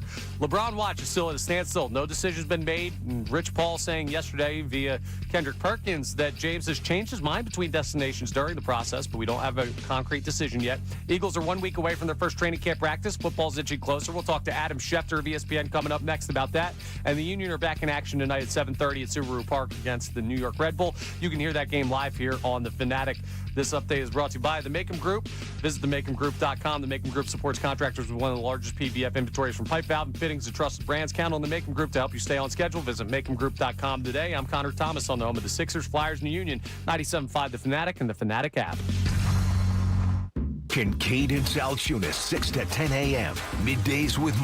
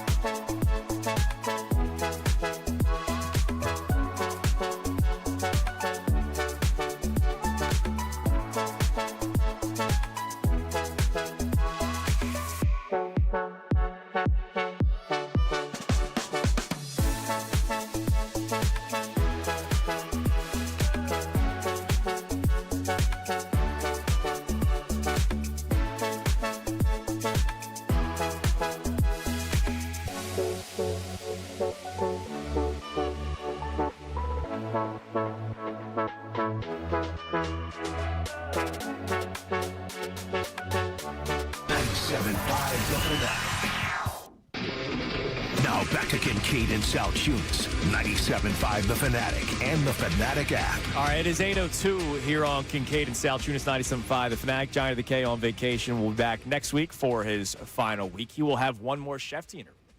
Adam Schefter joins us in a few minutes, as he does every single Wednesday at this time. And today we're going to do a bit of a training camp preview where I just ask him, hey, what's the biggest storyline for the Eagles? What's the biggest storyline for the Commanders and for the Cowboys and for the Giants? And I'm serious, like, all jokes aside, even though I'm laughing when I say it, I kind of don't like that it's been so quiet in Dallas, right? Because last year was nothing but noise with the Micah Parsons situation. And every year there's nothing but noise in Dallas. And I just feel like we haven't heard much about the Cowboys. Now, look, training camp starts next week for teams around the NFL. Some teams reported yesterday. I forget. The Cardinals and somebody else reported yesterday. And so once camp starts, then there will be nuggets and news and all kinds of stuff. But right now, the Cowboys are building something that could be dangerous if the defense is middle of the pack. What we said about the Eagles 2 years ago could be said about the Cowboys. Not to alarm anyone. But seriously, we were saying 2 years ago, if the Eagles defense is just in the middle, they could be really good. And then they ended up being the number one defense. And it was actually the opposite. The passing offense wasn't really there for the Eagles, but the ground game was so good. But the way the Eagles offense and Eagles defense married each other was perfect, right? You ran the football a lot, which gave your defense time to breathe, and your elite defense was able to just feast on teams. But there's one major difference, Andrew. What's that? The Eagles had a guy at the helm, or I guess under center, that had been there before. Yeah, and look, Dak Prescott in big games melts. It does happen. It does. I look at the talent, and I go, all right, there's a lot of talent on that football team. But could there be extra issues? Because it is Dallas. It is the Cowboys. There are all kinds of issues. So we'll talk to Shefty coming up in a minute. Is there a team that you're most, not worried, but intrigued by? Because all four teams in the NFC East, obviously the Eagles were intrigued by, but the other three all have intriguing storylines. Like the Commanders were in the NFC title game 2 years ago. The Cowboys, on paper, are good. The Giants are building something that scares me. Is there a team that you're most, if you were to keep an eye on the most, because you're intrigued by it, which one would it be? It'd be the Giants, and it wouldn't be close. They have the most sustainable setup. The Commanders are still too old. They have no idea what they're doing. They hired an offensive coordinator I have zero faith in David Blau. And for the Cowboys, like, I know that story. I've seen those guys before. I know that Dak Prescott's getting paid way too much money for them to truly build that out to a point where they can be consistent contenders. So for the Giants, with young players, a head coach that has won before, and a guy that's one of the top leaders of men out there, like, that is something that the growth of that and how quickly they can implement the new Harbaugh type of feel with that team, that's what I'd be watching for. Okay. And look, you can make a case for all three other teams. So Shefty joins us here in a moment. What do we have on the Davis Honda text line? Field the Davis difference. Check him out in Burlington, 610-632-0975. Any Phillies reaction that you want to have from yesterday, go for it. The comical way in which they lost and unfortunately happened against the Dodgers again. The Jalen Hurts offense conversation. If it seems to struggle out the gate, do you go back to what has worked in the past, or do you continue to try to build on what they clearly want to do with Sean Mannion, even if that means they're struggling offensively? What do we got on the text line? Also, the thing from your childhood that your parents would tell you not to do, real or myth? What do we got? Yeah, this texter, David Mount Laurel, brings up the Phillies conversation. He says the last two games are a perfect microcosm of who the Phillies are. Good pitching or not, they'll beat up on an average right-handed pitcher only to waste a gem because they can't muster more than a run against a solid lefty. Yeah, I mean, look, Wroblewski's a stud. He pitched in the All-Star game, struck out 5 batters. He gave up the long home run, and he pitched against the Phillies yesterday. And, you know, he's a lefty, and so we know how the Phillies struggle with that. But so far in this series, the Phillies won one game, and they lost the nail-biter. Where if they didn't do stupid base running at the end, they may have won the first 2 games of this series. And you could say the exact same stuff about the playoff series with the Dodgers last year. All right, joining us now here on Kincade and Salciunas. No Giant of the K today. He is on vacation down in sunny Clearwater. From ESPN, our man Adam Schefter joins us. Shefty, good morning. Good morning, Andrew. What's going on? We're getting closer to football. Training camp about to start here in Philly. Training camp starting for other teams around the National Football League. So I've had the itch for a while now, and I'm excited to talk about actual football and not just like A.J. Brown trade talks and Jalen Hurts contract drama. So I'm very excited. And today we're going to do a training camp preview, all right, because there is no real breaking news for the Eagles right now. But the NFC East is going to be a really interesting division. So I want to start here. I just asked Connor a question. Obviously, Eagles aside for us here in Philly, but I'm curious asking you this question, being the national reporter. Which team are you most intrigued by? I'm not saying this is the team that you think is going to win the division, but the team where you're going to be following the storylines the most this year from the 4 teams in the NFC East. Oh, in the NFC East, I just think you go back to the Dallas Cowboys because they have talent. They're the Cowboys. They put a lot of effort and resources into their defense. I just think that, to me, they are a very interesting team. And I guess, you're tracking all of them. One of them will get hot, but that's, I think, my initial answer.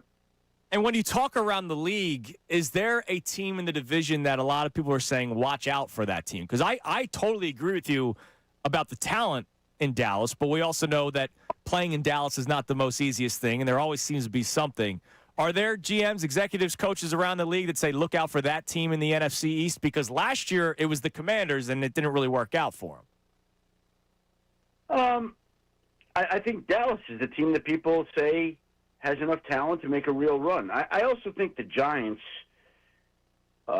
if, and these are big ifs, if the quarterback stays healthy, if Malik Neighbors comes back, if Cam Scatterbo stays healthy, if their offensive triumvirate stays healthy, I think those guys are good and dangerous, and they could be a worthy challenger, too, with the new head coach. But, look, there's a lot that all these teams still have to prove, a lot of questions still to be answered. You never know who's going to rise up in the division, but I really think that Dallas and the Giants both are potentially dangerous. All right. Speaking of the new head coach with the Giants, John Harbaugh, that guy's got some swagger to him. He's got some cachet to him. What do you think went through his mind when Cam Scatterbo did the backflip at the Fanatics Fan Fest? Well, as he said yesterday, he was disappointed in Cam that he didn't land the flip. And Jackson Dart said that Cam Scatterbo over-rotated. Here's the thing. I don't know why this is a surprise to anybody. This is who Cam Scatterbo is. This is the guy that when he was in college, he would be headbutting brick walls. That's what he does. He's a modern-day Rob Gronkowski, John Riggins-like character. That's just the way he acts. He's fun. He brings energy and juice. It's great unless you get hurt doing it, but that's who the guy has been. Yeah, I can only imagine that on your off day, this off period before training camp, you don't want to see the guy recovering from a leg injury doing backflips. I get that is who he is, but I would imagine that's got to be a bit of a headache sometimes for a front office or a head coach. I said it to Connor on Monday when we reacted to it. I wouldn't want him on the Eagles because I wouldn't want to have to deal with that potential headache. Well, I think he's a really good player. Sure. And it's not like I think they drafted him in the 4th or 5th round. So you take a flyer on a guy like that and you hope it works out. All right. Now, one thing I am concerned about, Shefty, when it comes to the NFC East, I'm concerned how quiet it's been in Dallas. Because usually I can rely on drama surrounding the Cowboys. Now, camp hasn't started for them yet. It will soon.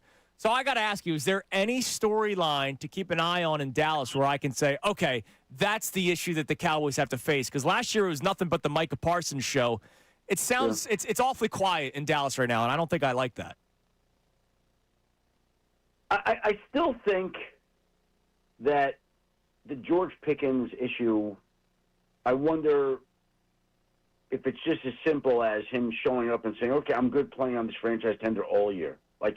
All year, that's it? You're playing on it at 27-3, which, again, is a ton of money, but short of what he would have gotten on the open market in terms of guaranteed money. So are you going to get an all-in George Pickens all year, that's what I want to see as the year goes on. You know, we've seen franchise players when they get hurt later. Is he pushing through? If there's a hamstring injury later in the year, his shoulders, is he pushing through that to get on the field when he knows he's weeks away from free agency? Is he risking that? You know, and maybe he is. He might. Mm-hmm. But I don't know how that's going to play out. So you're asking me for something to follow and track? That would be something that I would be following. I just need something juicy to be like, all right, this is why it's going to blow up for the Cowboys, because I do recognize their talent. I just need something to get in their way. Now, when it comes to the Eagles, Shefty, we have a topic today that we're asking our audience to chime in on, and it's the early portion of the season for the Eagles where they will once again trot out a new system, a new scheme, a new style of offense, this time with Sean Mannion. And if you go back to 2024 with Kellen Moore, the first 4 weeks were not pretty, and then they went to the ground game, and then we know what happened the rest of the way there. How difficult is it for a coaching staff to say, we really want to try this because this is why we brought in Sean Mannion, but we also realize our quarterback, and I'm going to specifically say Jalen Hurts, might be better in other sort of systems. How difficult is it for teams to try to mesh what Hurts might be good at versus what they clearly want to try to do with this Shanahan-McVay tree? Well, I do think that there's a common ground, like a compromise that you have to find. I think you have to defer absolutely to what the player does well. I mean, you may have that system, but if Jalen Hurts isn't comfortable with certain things, you can't run those plays. You know, you just can't do that. And so it's a case where I always err to the side of the player and see how it works from there. Adam Schefter joining us here on Kincade and Salciunas. Johnny on vacation this week. You will get one more John Kincade interview next week before he goes back to Atlanta. The big story that does involve the Eagles from over the weekend was the attempted burglary at Saquon Barkley's house. This could just have been one specific instance, but we've been seeing this a lot more, especially in the NFL, where high-paid players are being targeted. Is this something that the National Football League will try to work a little bit more closely with some players moving forward? I think they've been doing that. I think we've seen this disturbing trend across the league. I think it's been going on. And, you know, it's problematic. And you hate to see it, and it's scary and disturbing and troubling and all those things. And I just think it's the kind of thing where players have to be smart now and not advertise if they're out of town or on vacation or whatever it may be. You got to take these extra steps. You got to have alarm systems, you got ring camera, everything, like all those things. I mean, I'm not a security expert, but everybody knows the drill there. I mean, it's pretty simple, what things you need to do and things you don't need to do. Yeah, it's just a shame that this seems to keep on happening. And look, the NFL, it's hard not to, right? It's so public.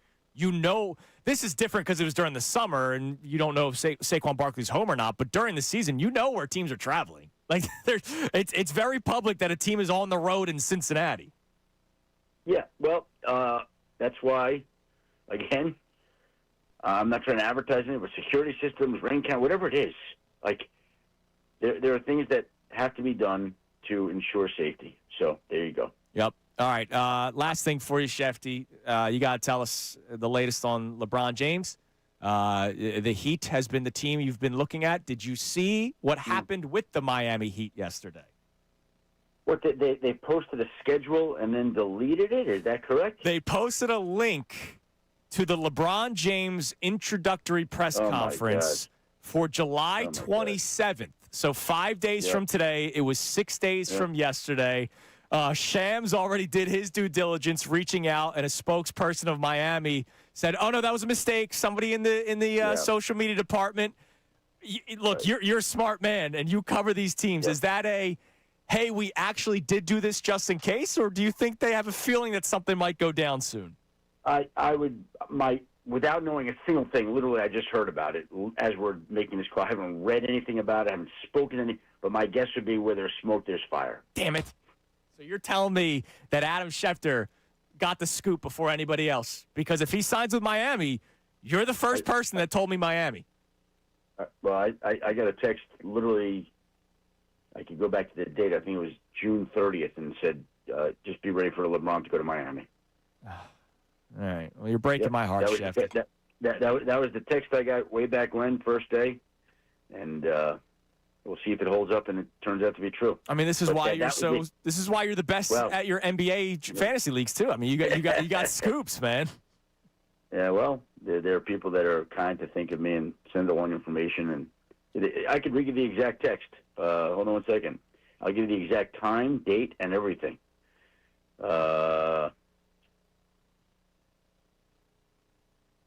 Yep. Tuesday, June 30th, 7:12. I'm hearing Braun is coming to the Miami Heat. Just want to give you a heads up. You may want to check it out. Damn it. All right, Shefty. See, you're the first person I'll think of. I appreciate the time as always, man, and we will talk to you again next week. Thank you, guys. Have a great day. There he is, Adam Schefter here on the Fanatic. A little training camp preview, little Eagles offense talk. He would always side with the strength of the players, even though, man, do we have a lot of information that we need to get for the big payday after this year. And he's sticking with Miami. It is, I think somebody knows something. And I'm going to be really mad at LeBron James if he signs with the Heat. Because I believe the best chance of winning a championship is Philadelphia. Nobody else. But if I were to give you a second best chance, it's Cleveland. It's not Miami. Honestly, of the teams mentioned, they're not third. I'd go the Timberwolves before I'd say Miami. I just know LeBron's not playing in Minnesota.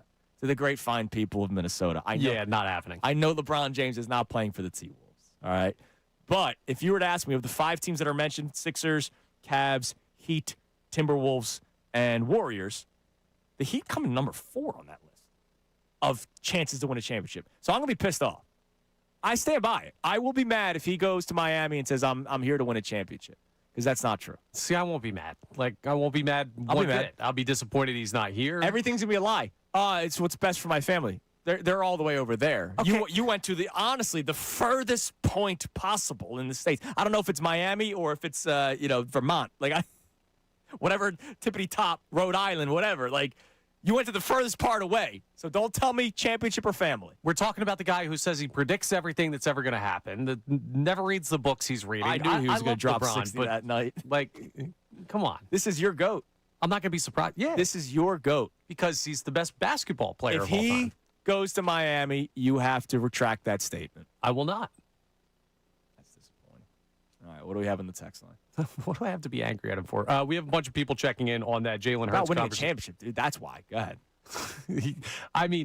All right.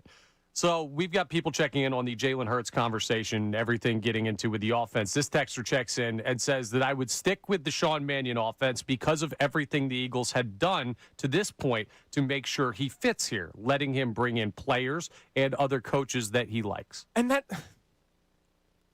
So now this is where, man, if I had a beer in my hand, I could really start talking, right? That's why I go see how it plays out, because they want this. And if Jalen Hurts doesn't do well at this, then you have to make a really important financial decision. We're not talking about, do you just keep him for another year? We're talking about re-upping him $60 million a year, a lot of guaranteed money. Now, if the Eagles win, there's a chance that Sean Mannion gets poached. And if he gets poached, then what? Now, that's the best case scenario. It works really well. They win a Super Bowl. I will deal with another annoying season with the new offensive coordinator. But if it's not clicking early on, I don't think they should just go, all right, we got to go back to what worked, RPO and all this kind of stuff, because then it becomes predictable. It may become predictable, but, were they not somewhat predictable in 24? Yeah, they were. But they won. Younger and healthier, and we'll see how this year goes. The reason why I say you go back to the Jalen Hurts, whatever works, is because you're going to find out what you want to know either way. That's a good point. Good job, Connor. All right, coming up next, we go from the number 1 NFL insider and NBA insider, it seems like, at ESPN, Adam Schefter, to the number one MLB insider. Jeff Passan has an updated list of trade candidates in Major League Baseball. And I think there is only one answer for the Phillies, and that's to buy, and to buy big. I'll explain more coming up next, and who coming up next. It is Kincade Salciunas. No Johnny the K this week. 97.5 The Fanatic. Now on 97.5 The Fanatic Sports Update. A rough way to lose. I'm Connor Thomas, and the Phillies found one of the toughest ways to lose a ball game last night to the Dodgers. 2-1, the final. An awful base running play in the ninth inning. 1 out in the situation. Brandon Marsh grounded a ball to third base with the tying run. Justin Crawford on third, and the winning run, JT Realmuto on second. And both Justin Crawford and JT Realmuto were thrown out on the base paths, leading to the final 2 outs of the game. Realmuto talked about the ill-advised decision afterwards. Bad base running play, really. We were going on seeing it through there, and once Crawl gets in the rundown, I'm on third base. There's no reason for me to go back to second. Just a lack in judgment.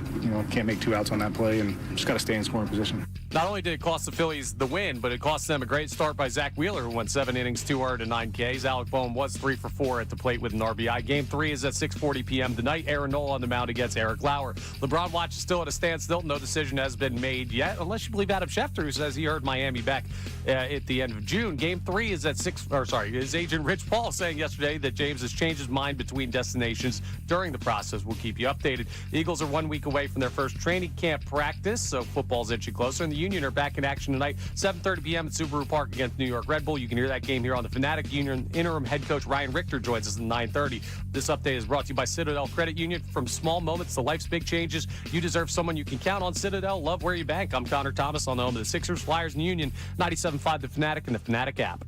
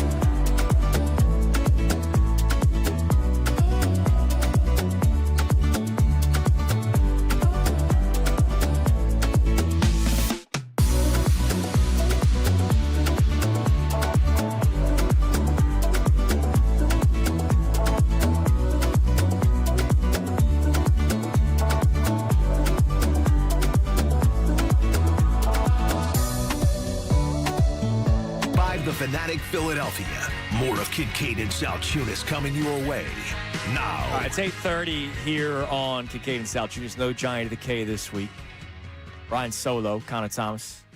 So Jeff Passan, who covers Major League Baseball for ESPN, the number one MLB insider that there is, has his list of the 100 trade candidates across Major League Baseball. And I do think 100 is a little far-fetched because there won't be 100 players moved in Major League Baseball, especially because the amount of teams that are still in the running for a playoff spot. And a lot of teams will lie to themselves and say that we have a chance, and so we're going to make trades or we're not going to make trades.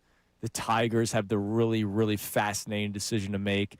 Hey, do we lose Skubal for nothing at the end of this season but hope to make a playoffs and some sort of push through the playoffs, or do we make what I believe is the correct decision, even though it's the harder one, to trade him and end it and tell your fan base we're done and tell your rest of your roster that we're done, but we're really trying to retool for the future.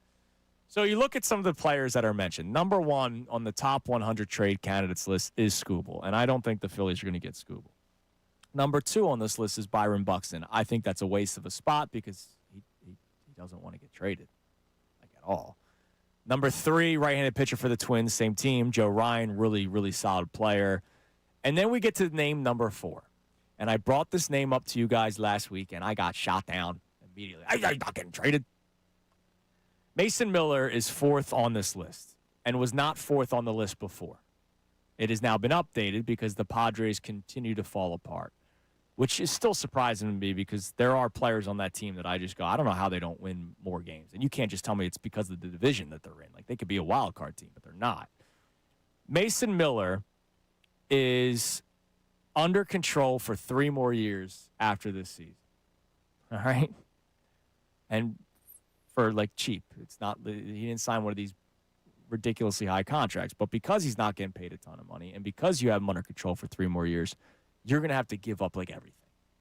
And I know that we are in this weird spot right now of you're at the tail end of the primes of these guys, or past the prime for some of these guys, honestly. Like, JT Realmuto is a past his prime guy, and they signed him to 3 more years, which is crazy.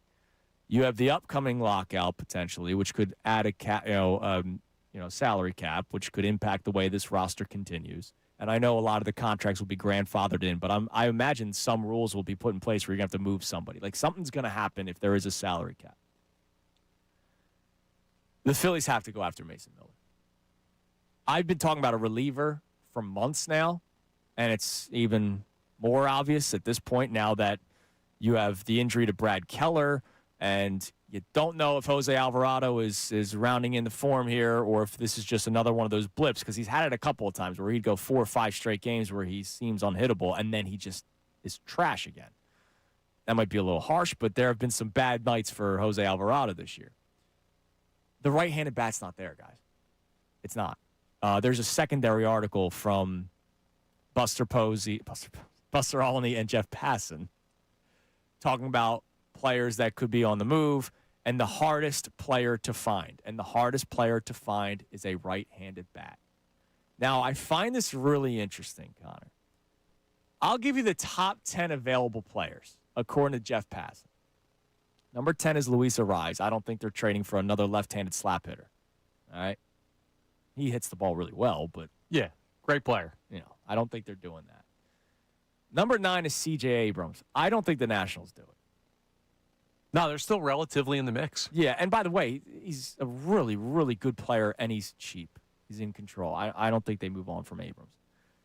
There are 2 guys in the top 10 that are really interesting. I don't know how the Phillies do it, and yet they are mentioned with both of those players. And they're both catchers. One of them is Hunter Goodman with the Colorado Rockies, and the other is Shea Langoliers with the Athletics.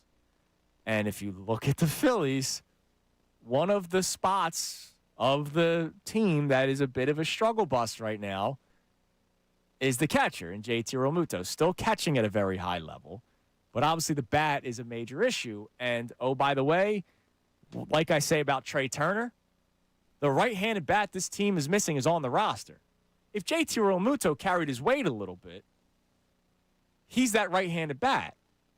I'm not expecting it.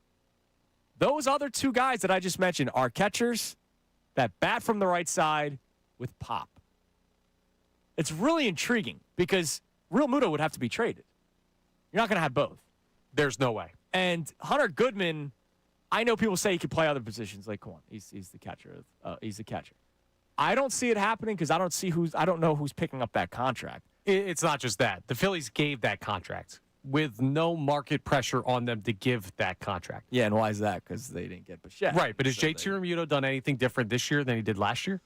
Offensively, he's even worse this year. Like, sure, but it continues to go down. It's not, like, overly worse, though. I mean, it's a negligible difference. Pretty bad. He was hitting into a bunch of double plays last year, too. He had lost a step last year, too. He didn't have the power last year, too. Yeah, but he at least hit 257 last year. He's down to 215 this year. I get you, but they saw the year that he had last year, and they said 3 years, whatever million. Well, maybe Dave Dombrowski had one of the issues that your parents would tell you not to do too much or you turn blind, because I don't know what he was seeing. Right, but do you think he just doesn't see it anymore after a couple months of this season? They're not moving off JT. Also, there'd be a revolt with the pitching staff. I don't think there'd be a revolt, but whatever. There would be. Yeah. You're telling me Zach Wheeler wouldn't feel a certain type of way? Christopher Sanchez wouldn't feel a type of way? Hey, Zach Wheeler, do you like run production? You lost 2-1 last night. They're not doing it. JT Realmuto is the catcher of this team. I 100% guarantee you. Look, it's not going to happen, but I find it interesting that the Phillies are mentioned with these players at a very specific position. And one of the things that we have been saying about Dave Dombrowski is he would have to get creative, because the right-handed bat is not just there. There is no Matt Stairs from the right side that's available that you're bringing in just to mash. Like, you're going to have to get creative. So of the top 10 players that are mentioned, the one that I do think the Phillies absolutely need to really be in on is Mason Miller. And I would push all the chips in. Gage Wood, Renteria. You can't do that. Why, dude? Because you need too much. You can't sell out at one. You need 3 spots.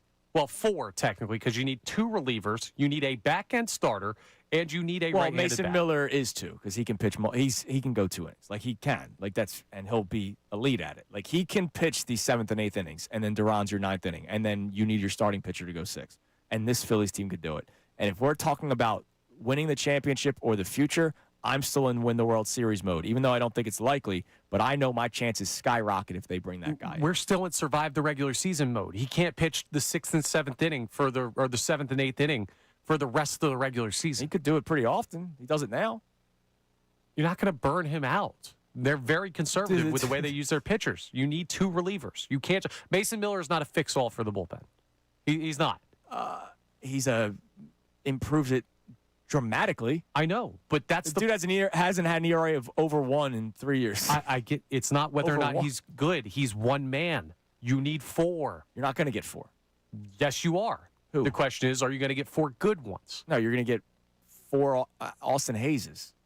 But do the sum of those guys add up to more than Mason Miller? I think absolutely. I don't think so. I don't think. Who are we talking about? Like, you just said you're not getting any of those catchers. Who's the 4 players that's going to make a legitimate impact. You get a righty and lefty in the bullpen that are guys that are in the, mid 2s, low 3s that you can just throw. And you have to figure out leverage with the guys you got. You find a right field or a right-handed bat somewhere. Like Elliot Ramos has been out there a little bit from the Giants. He's a nice bat. He's hitting in the 270s. He's got 9 homers at a big ballpark.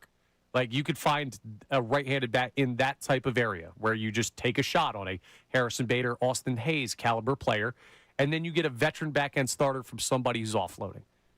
You can't do that if you put everything in on Mason Miller. I'm putting everything in on him. Well, then you know what's going to happen? You're going to throw Alan Ronhell or, I don't know, Alex McFarland every 5th game for the rest of the regular season. Where's your boy Painter? What's he up to? He just threw last night. He actually threw all right. That's but good. Don't change the conversation by saying, where's your boy Painter? We are where we are.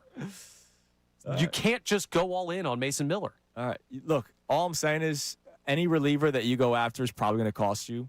I mean, look at what it cost you to get Duran last year. It's going to cost you, especially if there's guys under control. Like Josh Hader is possibly available. Then you don't get a guy under control. That's from the left side. He's 2 years, $19 million per year. He will be not as expensive because you're paying him a lot of money, but he's available. But you're still going to have to give up a decent amount.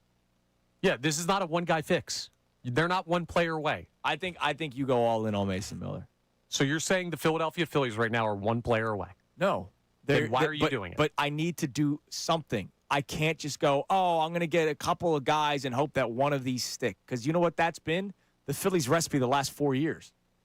The last 4 years it's been let's get a platoon guy. It's been let's get Max Kepler in the offseason. It's let's get a Dallas Garcia and hope that he turns things around. I know what Mason Miller does. I know that he would be here, and I have the last 9 outs because he can pitch 2 innings. I have the last 9 outs on lockdown. And if I can get 6 innings, the first 18 outs of the ball game through my 3 horses that when they pitch, they typically win, I need 3 runs from my offense. And, man, I don't think I'm asking much for 3 runs out of this high-priced offense. So you say that last night Mason Miller's on this team, they still lose the game. They need more than just one guy. I know, but I don't know if they're going to get more than one guy, and I don't want 4 guys. I need a stud. We're talking about a World Series window and this potentially being the last chance at it. Because 2 years from now, they're not winning. One stud in a position where you already have a stud, and I know the bullpen needs help other places, but it's not as impactful as filling multiple holes for this team. Yeah. They're not one player away, and you're buying the first car as you walk on the lot. Hell yeah, it's a pretty nice car. It is. That thing hums. But you're missing things if you do that. That thing drives really fast and throws really fast. Enjoy your speeding ticket. Yeah, absolutely. I will get 10 speeding tickets if it means the Phillies win the World Series. I would do that. I wouldn't recommend you to do that. Yeah, I probably would lose my life. Yeah, you get points. I'd be driving you to work in the morning. Bottom line is Phillies got to get big. They got to go big. And it can't just be more Austin Hayes and Harrison Baders and these guys. It's got to be a big move. At this point, you got to push all your chips in. And if you don't, they're not winning squat. That almost slipped. All right, coming up next. I have a wild take that I can't wait to put out there because it's something I don't want to say. Have you ever not wanted to say something, but it keeps coming back to your brain? There is something that I can't get out of my head. I don't want to say it, but damn it, I'm going to. And I wonder how many Phillies fans out there agree. It's Kincade and Salciunas here on 97.5 The Fanatic. Not only can you listen,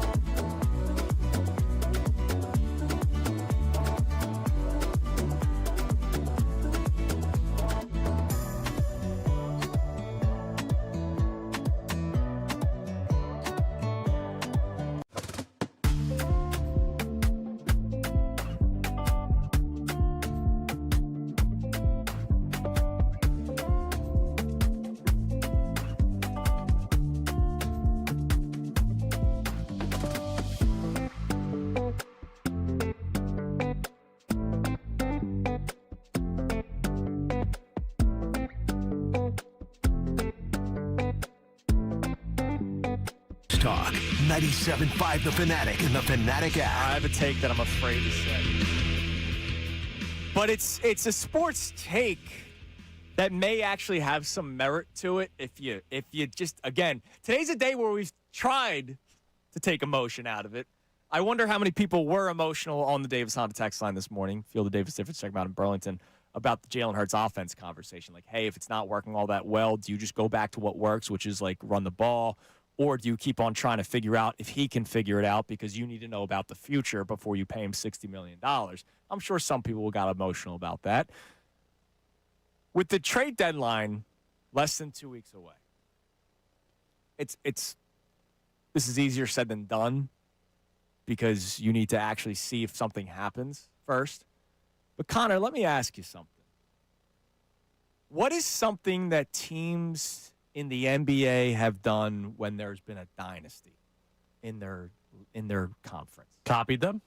No. They usually go in the tank. Oh, okay. I got you. It's like, oh, well, we're not going to win. You're not about to say what I think you're about to say. No, I'm not going to tank. But, like, the Warriors are winning, so teams are like, all right, there's no point of us trying to match the Warriors. Let's just tank, and in a couple of years, they might not be together. In a couple of years, we'll be better, and we'll be younger and all that stuff. Is there a thought in your mind that you wait and see if the Dodgers make a big move first? Because there is talk that they could go after Scoob. There's talk that they could wait till the offseason because then all they have to do is pay him, and they will have the money to do it because they're the Dodgers, and this is pre-salary cap if one happens. Or they could just say, let's just trade for him now. If the Los Angeles Dodgers acquired Tarek Skubal in a trade, that's a what's the point? It's already what's the point. I know, but like I'm watching the Phillies compete right now in this series. Yeah, they'd compete in the series even if the Dodgers got Skubal. They'd lose 2-1, and we'd have the same conversation. Does that thought cross your mind at all when it comes to what the Phillies should do at the deadline? I'm still going all in. I am.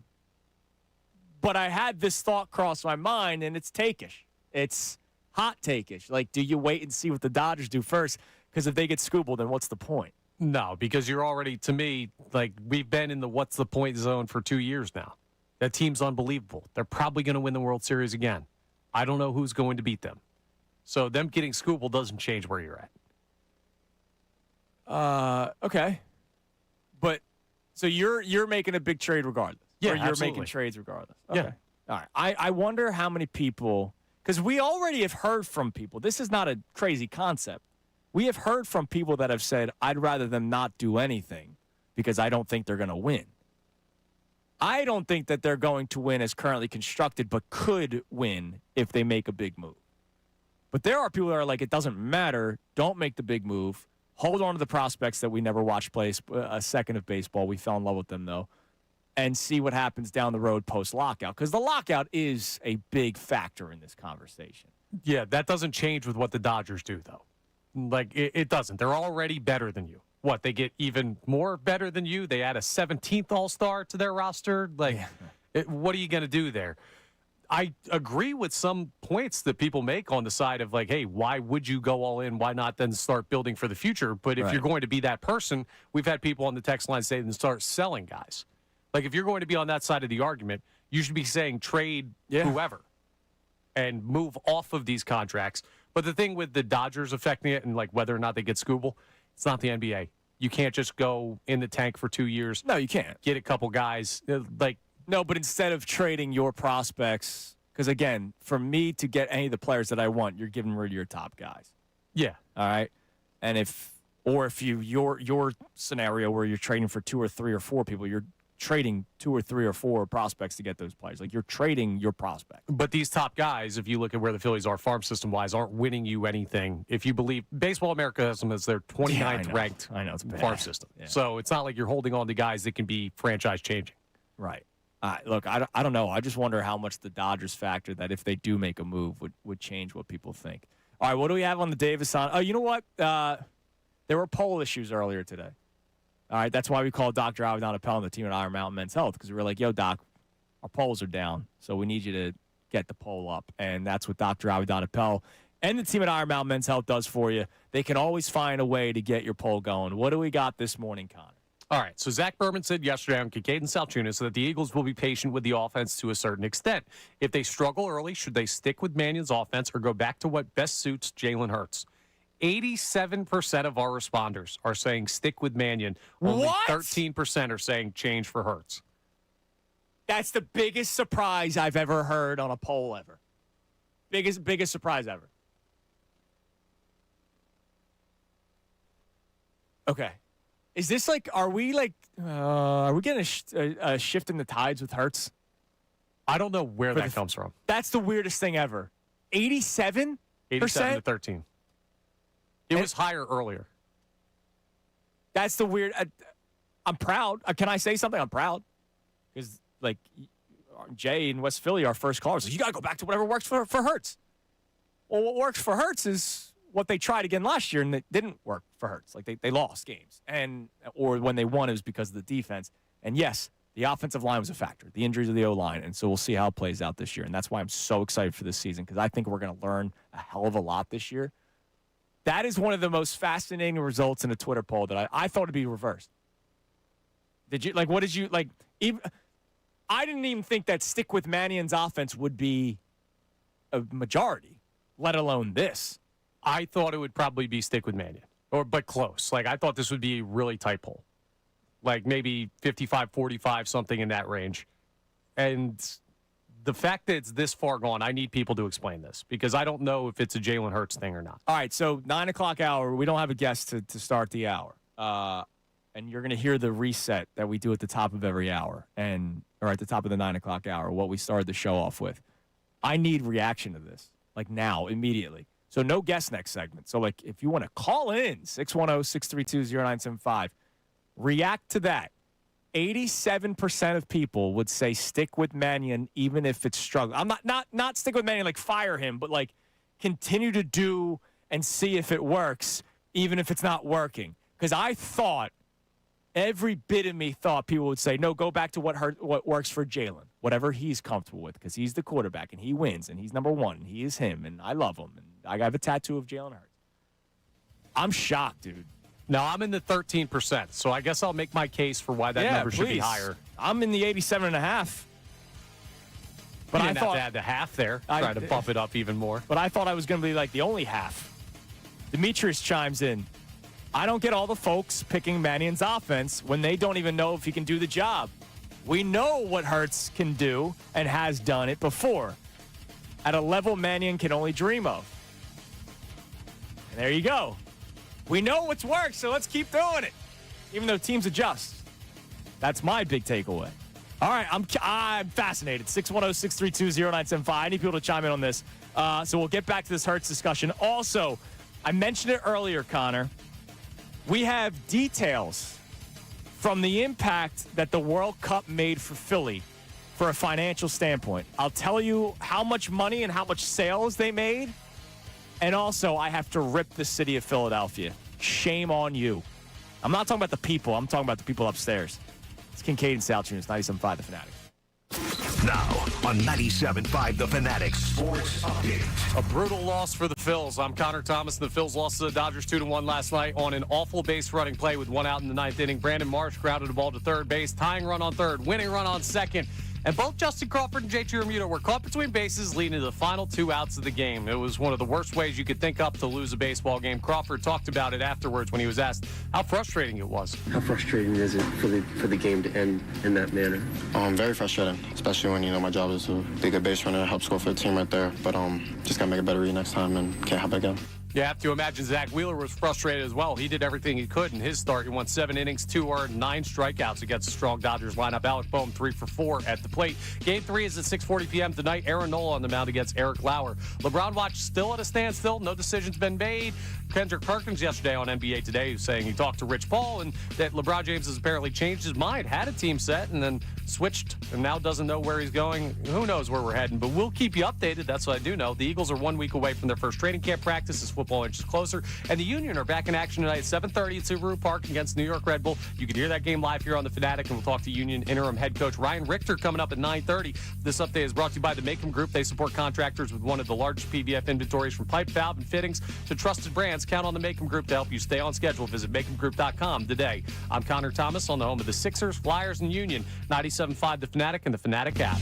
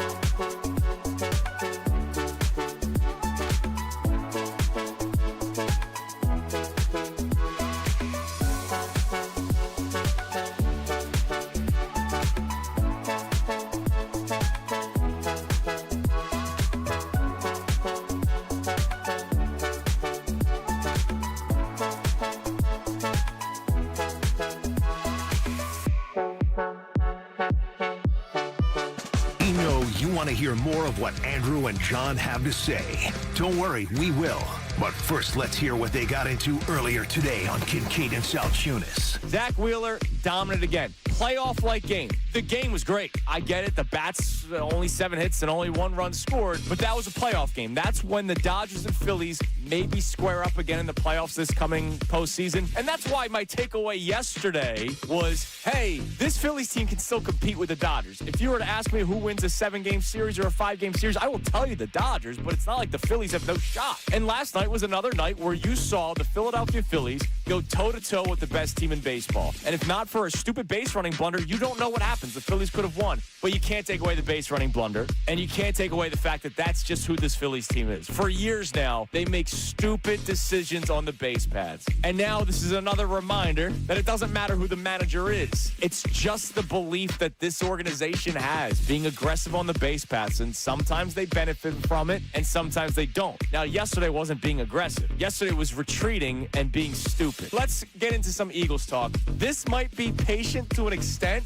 Expect kind of the beginning of the 2024 season where it doesn't look like what we're used to. I'm not saying it's going to be bad like it was at the beginning of 2024, just the optics of it. It's going to look different. It's not going to be the same offense that we started using the P word with last year, and that was predictable. But if it doesn't go well, like it didn't go well in 2024, do you tailor it back to Jalen Hurts, or do you continue to try to see if he can figure it out? Now back to the show.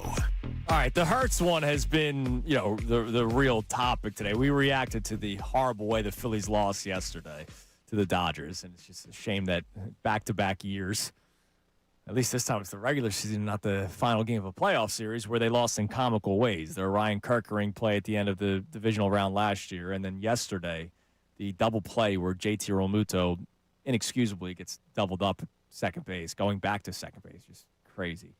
But we've been talking a lot about Jalen Hurts. And later on this segment, we'll have some fun with the World Cup, the aftermath of the World Cup, the amount of sales that were made in Philadelphia, and I will rip the city of Philadelphia. Not the people, but the people that run the city. They deserve to get ripped for something, Connor. But this Eagles discussion has probably gotten a lot of people fired up this morning. Again, I don't know what the text line says. Have there been angry texters today, or have people actually taken emotion out of it? Yeah, not really angry on the text line today. Just thoughts on the whole conversation. Because I did ask early on, take emotion out of it, and that was hard for Jay, our first caller, and I love Jay. He and I go way back.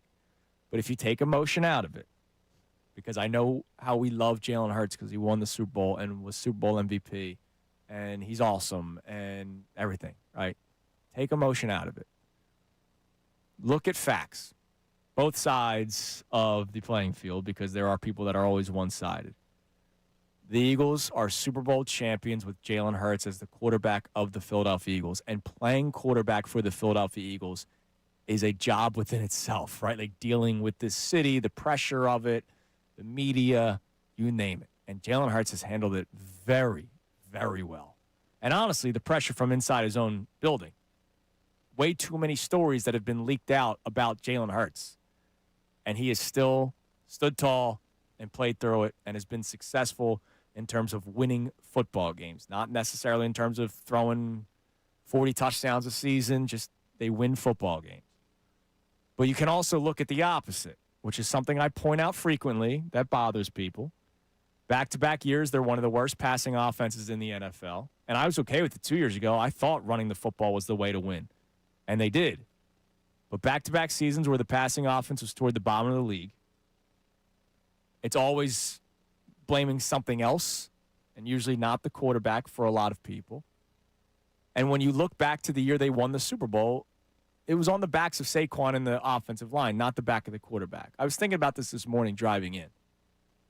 Jalen Hurts might come in ninth in terms of, like, they won the Super Bowl because of. Like, they got to and won. Not just the game where he was Super Bowl MVP. Like, that collective season. All 5 offensive linemen come first. Saquon Barkley comes first. Vic Fangio comes first. So that's 7 right away. And then you can debate if Hurts comes in at number 8 or if it's Cooper DeJean. Is it Quinyon Mitchell? Is it Howie Roseman for drafting those players? Right? Zach Bond was the Defensive Player of the Year nominee. Exactly. You had 2 finalists for Rookie of the Year. You had Zach Bond, finalist for Defensive Player of the Year.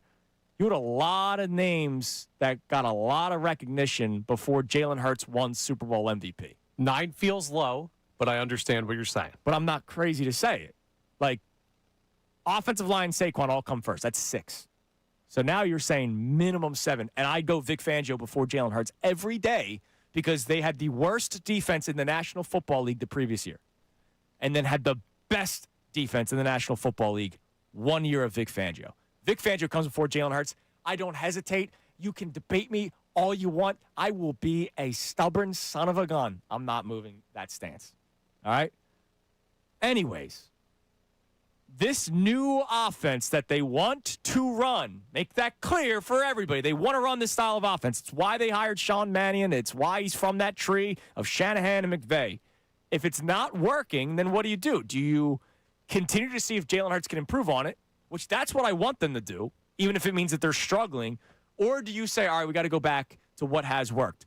We asked that poll today, brought to us by Dr. Avedon Appel and the team at Iron Mountain Men's Health. The poll is strong thanks to Dr. Avedon Appel. And I am shocked that since we even brought it up last segment, Connor, more people are on my side of the stick with trying to make the Mannion style work. 87% now to just 13%.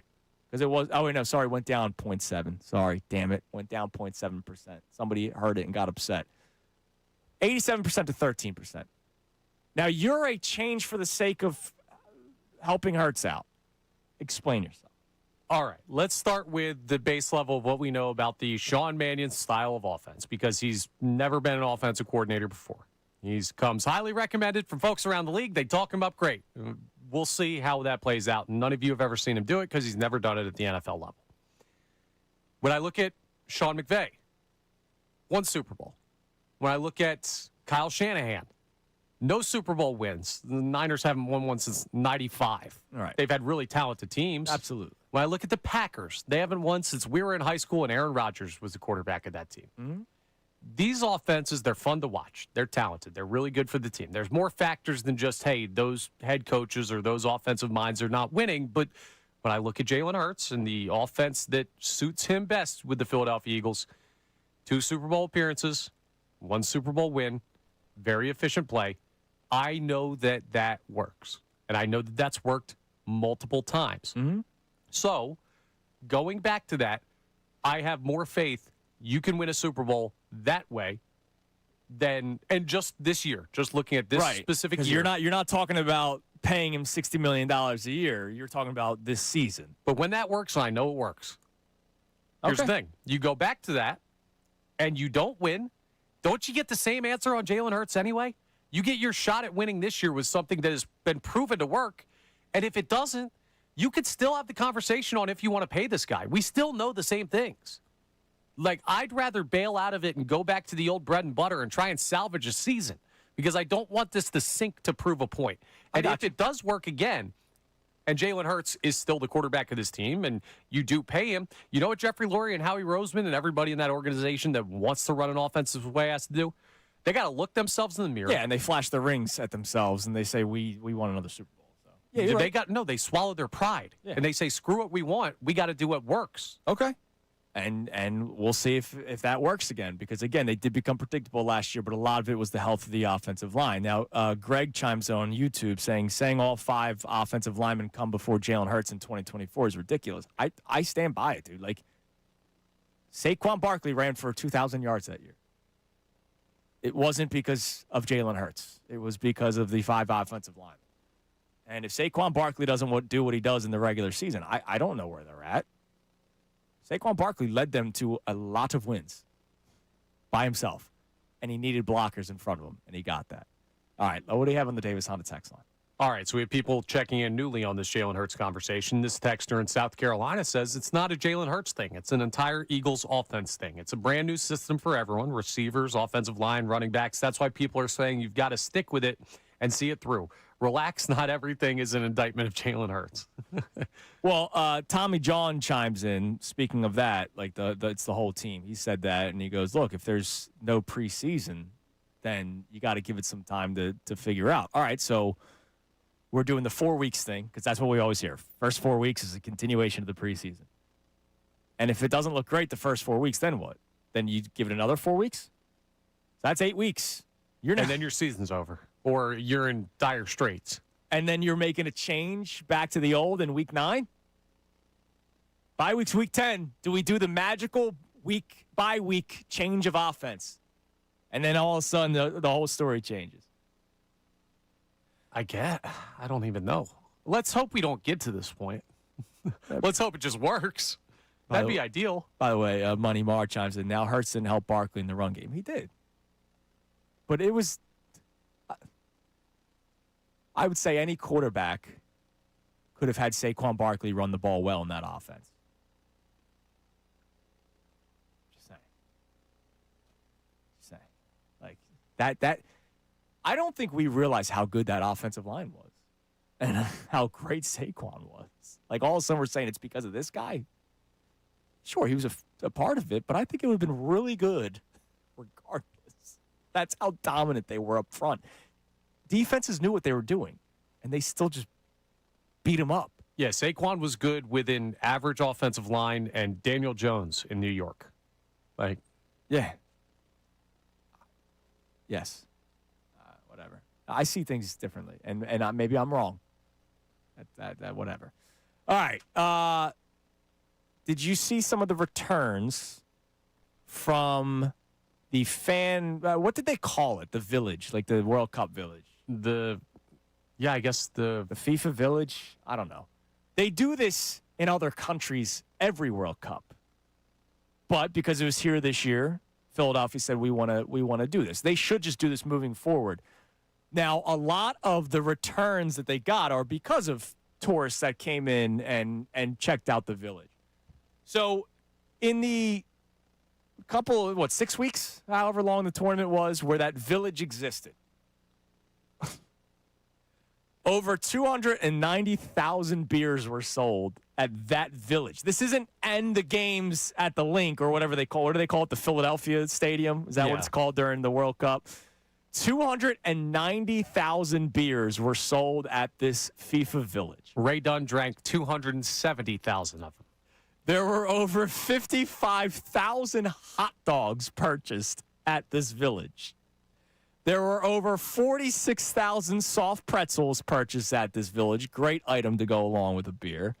Over 37,000 orders of crab fries were made at this village during a 6-week period. And shockingly, the lowest one, probably because it was more expensive than those other items, the cheesesteak.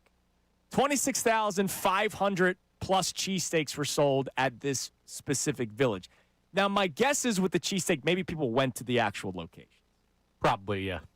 Right? Like, Mary, you got to try this one, you got to try that one. Because it was probably one set cheesesteak. It was probably one, I don't know whose cheesesteak spot it was at the FIFA Village. Yeah, but if you're a tourist coming in and you're asking people around the city, like, hey, where do I get They're cheesesteak? not saying go to the FIFA Village. Yeah, they're telling you the spots. Yeah. All right. Now, some other things with the city. Some things that I'm happy about, and some things that made me really peeved this morning when I read this article. It's on Channel 6. It was written by John Paul, and it came out yesterday. And it was about when the tournament was happening here. It was a 39-day run from the first game to the time Philadelphia stopped having games. What was July 4th, the last one? Yeah, it was. Okay. So 90% of the hotels reached full occupancy. Or out of every room, 90% of the rooms were used. Like, that's insane. And by the way, that goes to tell you how great we were as a host city, that I don't remember seeing any stories about, like, this fan from Ecuador got in a fight with this guy outside of the hoagie shop. Like, it seemed like everything went well. Hotel revenue increased by 50%, according to officials. But here's something that I have to rip the city for. And I think this is your opinion on this will be who you are as a person. Like, I'm not as big of a rule follower as the man that normally is sitting to my left doing this show. The whole rules are rules. When I have worked in other businesses in my previous life, I was always pro-customer and not pro-company. I guess I've been out of these industries for long enough that I can say that I gave away a lot of things for free. Just saying. Like, when I worked at a certain fast food joint that wasn't open on Sundays, every once in a while the guy would go, "Oh, you didn't charge me for my lemonade." Oh, whoops. If I saw the family with the little kid, sometimes I snuck the cookie. I was a really bad employee for the companies. You did get fired, right? Yes, but that's because I cursed out the boss over the phone. Because I was drunk at a football game that I told that person I was not coming into work that day 2 weeks prior. 2 weeks prior to being scheduled. So I was somebody that would always sort of give the customers something that would bring them back. I also did that a lot at a restaurant chain that serves 2 for $20 deals, and now it's like 2 for $22 or whatever, eating good in the neighborhood. That beer's on the house. And usually I would get tipped more for it, which is always the smart move when you're a freshman in college and you're trying to find ways to make money. The pool store that I worked at, I remember seeing a person admiring a table set to go on their patio. And I said, "Watch this." And I licked my thumb and I wiped the part where I saw the owner of said pool store put Sharpie over top of a rusted area. I didn't want this poor family to spend a couple $100 on something that's damaged and the owner of the store tried hiding it with a Sharpie. Well, that's following the rules. That's not breaking the rules. Yeah, no, I was just That's being a good person. Yeah, I was always good person for the person coming in, and not necessarily for the people I worked for. All right, here I'm different. Here I just try to make everybody happy because this is my real job where I hopefully don't get fired at some point. So the city of Philadelphia gave out over 14,000 parking tickets during the time of the events. Over $600,000 worth of parking tickets. More than 1,000 vehicles were towed. And I think that's wrong. I get it. There are rules. But you have people coming in from all over the world, not all over the country, all over the world, coming to your city, paying money for your hotels, paying money for your restaurants, taking care of your small businesses, not making a mess of the city, because I don't remember seeing any horrific messes anywhere, right? Like, have you seen any bad stories? No. Seen no bad stories. You gotta lay up a little bit here. You know what I say? What? I say good. Why? Because if you're coming to Philadelphia, you're getting the Philadelphia experience. I hate the PPA. I'm sorry. They're the worst. We all know how, if you've lived in this city, you feel about the people who give out the parking tickets. Fake authority people. Yes. But I have no respect for PPA members. Well, I have one respect now, because if you're going to be that to the citizens, you be that to the visitors, you be that to everybody. No, I'm sorry. That's Philadelphia for you. I think it's completely wrong. You welcomed so many people to such a big event, a worldwide event, and you're going to be this is our chance. Like, that's wrong. I just celebrated the fact that they reached 90% occupancy for all their hotels in the city. I just mentioned the amount of money that restaurants were getting and the FIFA Village and all that kind of stuff. I hate that I also have to tell you that this city said this is a good chance for us to make even more money by giving people parking tickets. Dude, that place, it's a crap show getting into those parking lots. And that starts with the city, right? Absolutely. It does. And so you're penalizing people that maybe couldn't get into a park. Dude, you've seen it doing pregame shows down at Xfinity Live or now Stateside Live. Like, there are days where you're like, dude, I can't get a parking spot. I got to just find somewhere. I think that was wrong. Yeah, my problem's with the PPA, not with who they're doing it to, though. It's like if you were an ass to me, and then I watched you go out in the hallway and be an ass to Austin and Sean and everybody here at the Fanatic, I'd be like, okay, well, that's just who he is. But if you were just an ass to me, and then you went out there and you were nice to everybody else, I'd be like, what's this guy's deal? That's the thing. You at least be consistent. It sounds like they were consistent. Yeah. Now they need to fix it because I hate them for it. I think that's wrong. I think it's wrong. I think an event like this. Welcome to Philly. Like literally a 6-week event, to be like, now's our chance. No, because then you better be cutting me a break. I've been spending my tax dollars in this city for a decade. But they come in for an event and all of a sudden they get breaks on the parking? Nah, screw that. Nah, it's horrible. I think it's horrible. All right. By the way, one quick side story. Did you see that the Louvre reopened their Apollo Gallery today? Oh, yeah, I'm all over that. The Louvre news. Well, do you remember why it closed? Was that the one that got robbed? It was the heist of over $100 million worth of stolen French crown jewels. I Googled it. I was like, did they ever find it? No. They arrested a couple of people that were a part of the heist, but they don't know the guy that, had the plans. And Where's George Clooney? They still don't know where it is. Well, George Clooney, or you could do Nicolas Cage. Nah, he only does documents. Yeah, but it's jewelry. I don't know. But yeah, there's a couple guys that you could look toward to help save the day. But yeah, they reopened. How about that? All right, coming up next, we get to resume play. Hopefully it's a little bit better in the second half of the season. Well, we get to talk to the interim head coach of the Philadelphia Union coming up next, who have had a bit of a rough start to the season, but maybe the World Cup was the best medicine. We'll get into that coming up next. It is Kincade Salciunas here on 97.5 The Fanatic. Now on 97.5 The Fanatic Sports Update. What a way to lose. I'm Connor Thomas, and the Phillies lost to the Dodgers 2-1 last night in an awful base-running play with one out in the ninth inning. Brandon Marsh grounded a ball to third base with the tying run on third, winning run on second. And both of those guys got thrown out on the base paths to end the game. It was terrible decision-making by JT Realmuto, and he talked about it after the game. Bad base running play, really.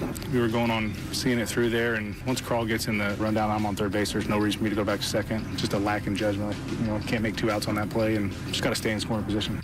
Nothing new for Phillies fans to watch, but unfortunately something that we're continuing to deal with. Zach Wheeler, he gave you nothing new, and that's a good thing. Went 7 innings, 2 earned, 9 strikeouts last night. Alec Boehm 3 for 4 at the plate. Game 3 against the Dodgers is tonight at 6:40 p.m. Aaron Nola faces Eric Lauer. LeBron Watch still at a standstill. No new news when it comes to his decision, besides his agent Rich Paul saying to Kendrick Perkins, and Perkins saying on NBA Today yesterday that James has changed his mind between destinations during the process. We still don't know what his final decision is going to be. We'll keep you updated. The Eagles are 1 week away from their first training camp practice, and the Union are back in action tonight, 7:30 p.m. at Subaru Park against New York Red Bull. You can hear that game live here on the Fanatic. We'll talk to interim head coach Ryan Richter coming up next. This update is brought to you by the Macom Group. They support contractors with one of the largest PVF inventories, from pipe, valve, and fittings to trusted brands. Count on the Macom Group to help you stay on schedule. Visit MacomGroup.com today. I'm Connor Thomas on the home of the Sixers, Flyers, and Union, 97.5 The Fanatic and the Fanatic app.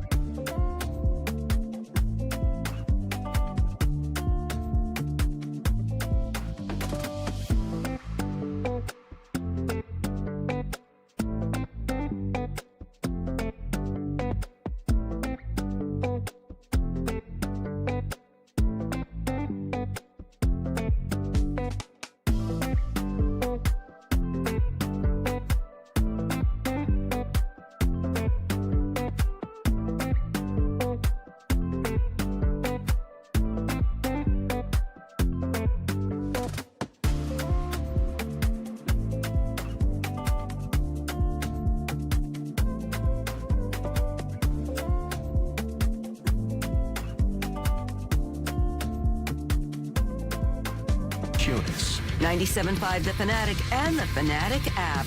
The final hour of Kincade Salciunas is presented to you by The Bagster. It's a dumpster in a bag. You can get yours today at Home Depot and Lowe's. You need details? Go to bagster.com. All right, it's 9:30 here on Kincade and Salciunas, 97.5 The Fanatic. Giant of the K on vacation this week. He'll be back next week. I am so excited to speak with our next guest, Connor, because not only do we get to resume play for the Philadelphia Union beginning tonight, 7:30 versus the New York Red Bulls. You can listen to the game here on 97.5 The Fanatic.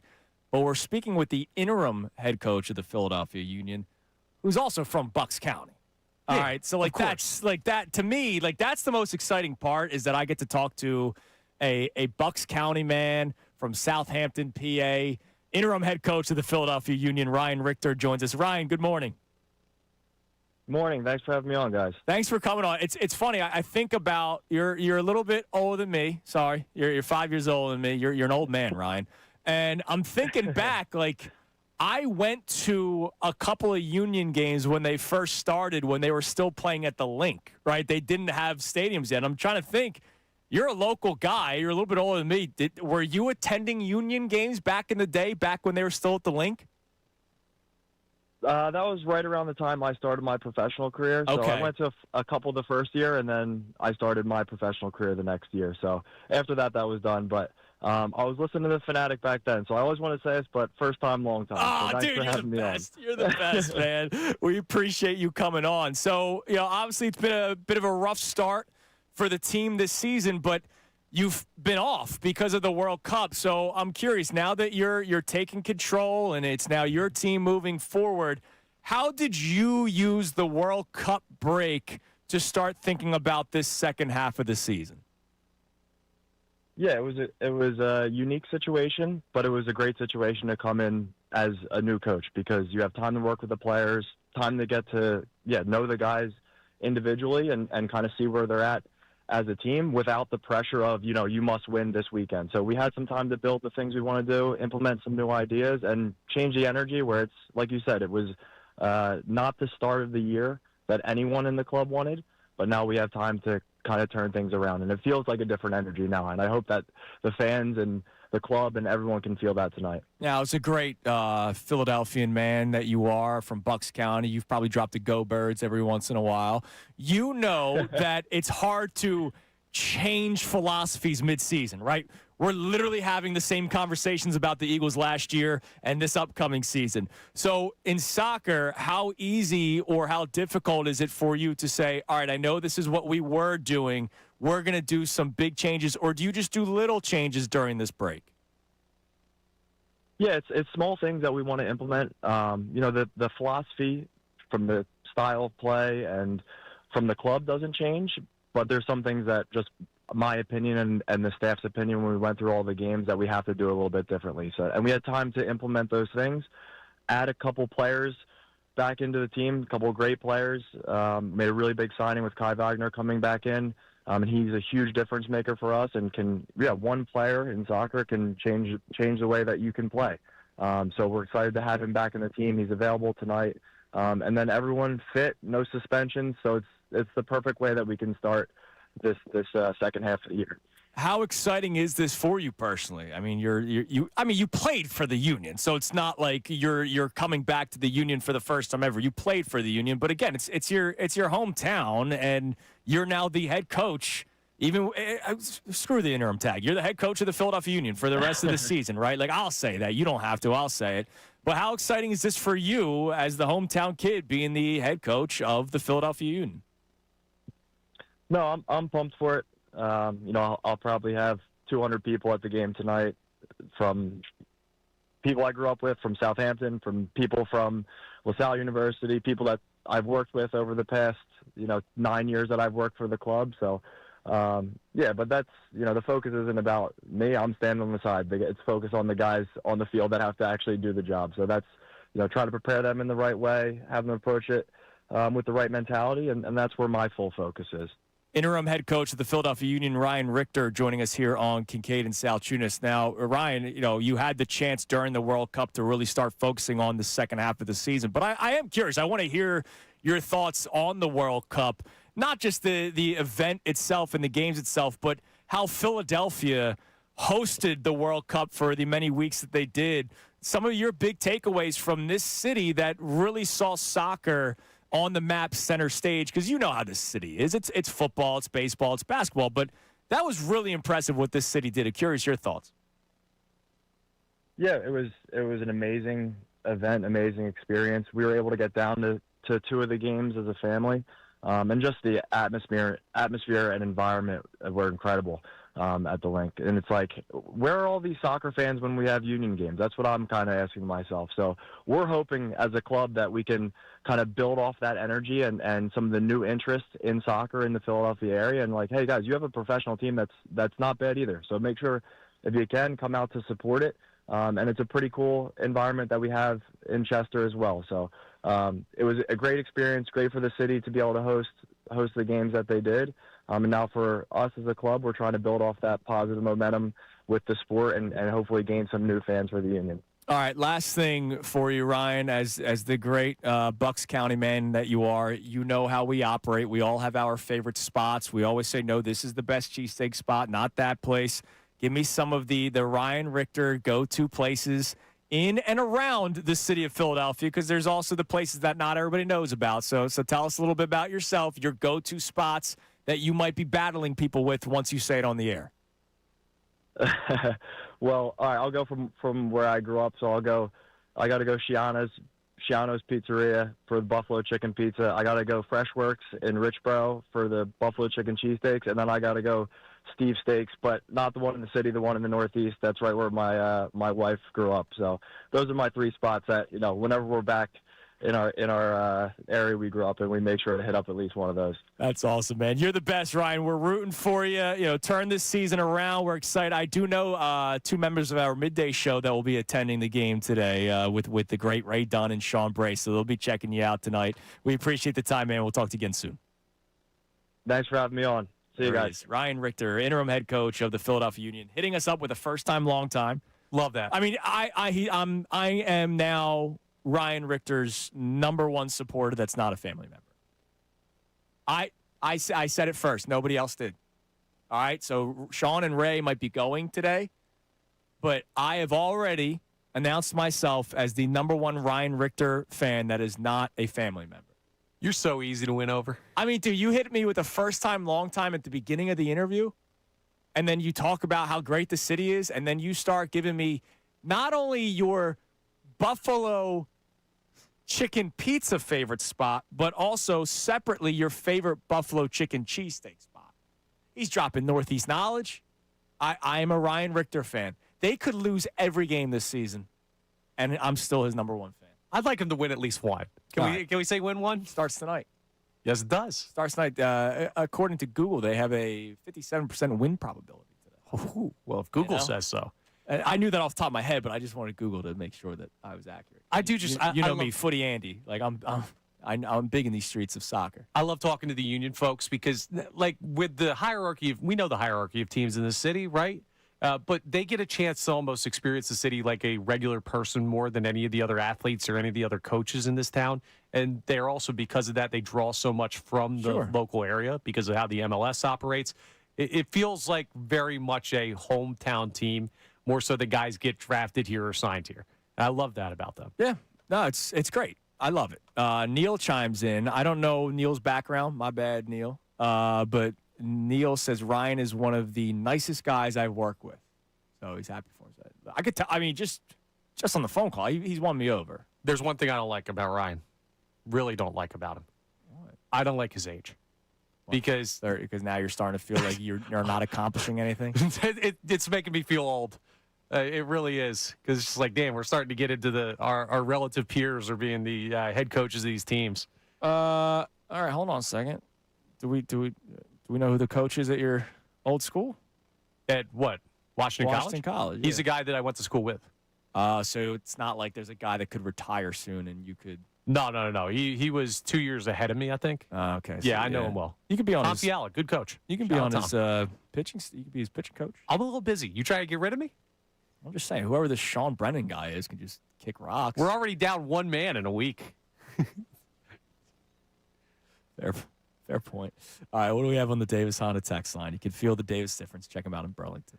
All right. We have a lot of people in on this Jalen Hurts conversation. Pete in Drexel Hill says, I don't know why you're surprised by the poll results. If you have confidence in Hurts, this isn't surprising. Jalen will adapt to the new offense. He's that guy. He's shown he can improve his game and adapt to new coordinators before. The lack of confidence in this guy baffles me. See, now this is fascinating because you look at it like I voted part of the 87% because I have confidence in Jalen Hurts. I read it like, all right, if this isn't working, I want to see if he sinks or swims because this is what the organization clearly wants. And if he's sinking, then you might have to find another quarterback. I'm not saying he can't do it. I have already said 100% or 100 times. I think it'll go well. Like I think Jalen Hurts is going to answer the call. I believe so too. I believe that. Would I be surprised if for the third straight year they're the bottom ranked passing offense? Not really, because it's happened twice already. It's not a shot at Jalen Hurts, this topic. It's what the Eagles want to do. And I think we sometimes don't realize that $60 million is on the horizon here. Yeah, but what they want to do is sketchy. What they want to do is clearly anti what has worked. And I get why they're doing it, but they're taking a gamble. And I'm not willing to lose the season over it. Now, Jalen I got Hurts, you, but that texter doesn't think you're losing a season. That texter thinks he's going to answer the bell, and why would you not have confidence in him?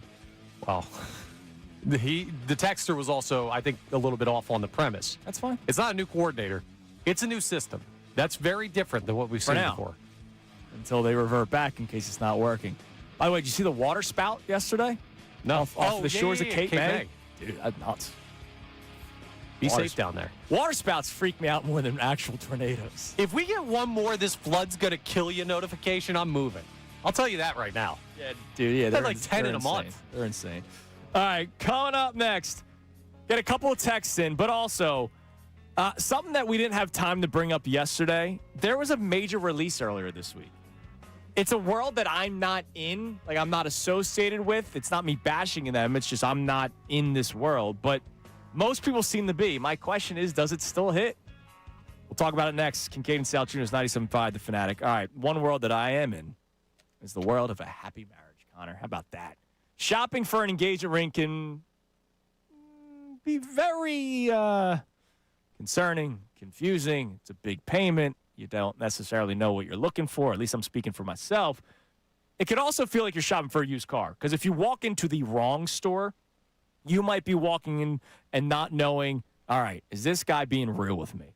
There's people that you don't necessarily trust. There's a ton of pressure, and you're left wondering if you're actually getting what you paid for, or you just falling for a good sales pitch. Well, that's why you go to a place that I trust, that I've been to numerous times. So take it from your old pal Andrew Salciunas here. Go to Family Company Jewelers. It's why more and more people are going to Family Company Jewelers on Route 70 in Marlton, New Jersey, because they are changing the way people buy jewelry. They are doing things that I like, making it simple. That's something that I like. Honesty's cool. It's why I would hate LeBron James if he says he went to Miami to try to win a championship. I don't like pressure.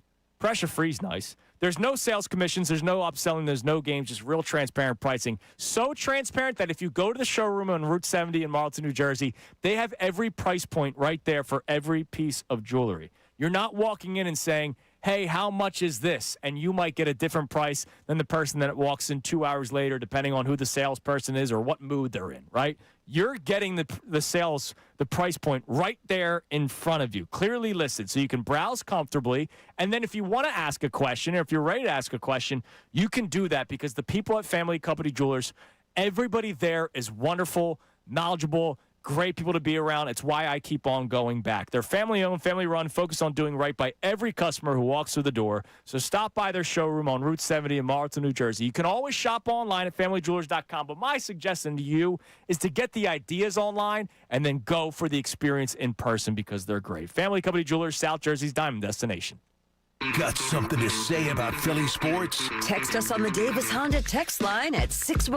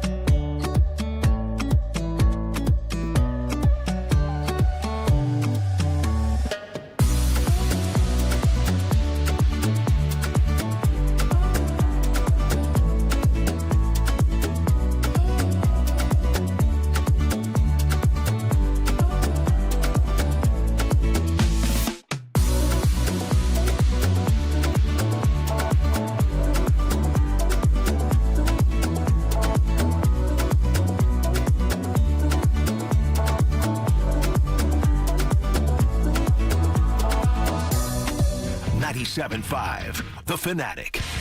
It is 9:49 here on Kincade Salciunas, 97.5, The Fanatic. What were you saying, Connor? I'm sorry. Mike Vito was talking to me. Oh, I was saying when you want it, we have a voice memo from Dan from North Jersey on the Jalen Hurts topic. Oh, well, let's get it. And then we'll talk about something that was dropped earlier this week that I'm just curious what people think. What do you got? While I have been just as ardent a Jalen Hurts defender as you, Andrew, in that he is a game manager and a damn good one, if not the best in the NFL. That being said, we really need to push the limits of his game managing ability and find out how many different types of games he is able to manage, because if Sean Mannion doesn't work out, then what, are we just going to keep finding new ones for him? If he does work out, even marginally this first year, I'm willing to push the chips in on Mannion being able to mold Jalen into what he needs. That's all, folks. All right. Well, thanks for the voice memo. I appreciate that. Look, I mean, here's my thing with the Hurts stuff, because I see a lot of people get upset on YouTube. We get texts and tweets, and people get upset. I talked about it earlier. I think we've been broken as fans, and maybe this is just the direction of the league. I mean, look at the last year's Super Bowl champions. Sam Darnold's not considered a top 5 quarterback. It's all about the roster that you have, but you got to understand that this roster is about to change drastically. It already is a drastic change on offense because A.J. Brown's gone. You're going to lose Dallas Goedert probably after this season, unless he just continues to sign one-year deals where the value that we think he's at is nowhere near what the rest of the league thinks it is. At some point, you're going to need to have the quarterback win games, and he doesn't do that often. There have been games in his career, 2022 he did all the time, but that was a long time ago. They won in 2024 on the back of the running game. And then last year, there were many games where you needed Jalen to come through, and he did not. You could blame Patullo. You can blame the health of the offensive line.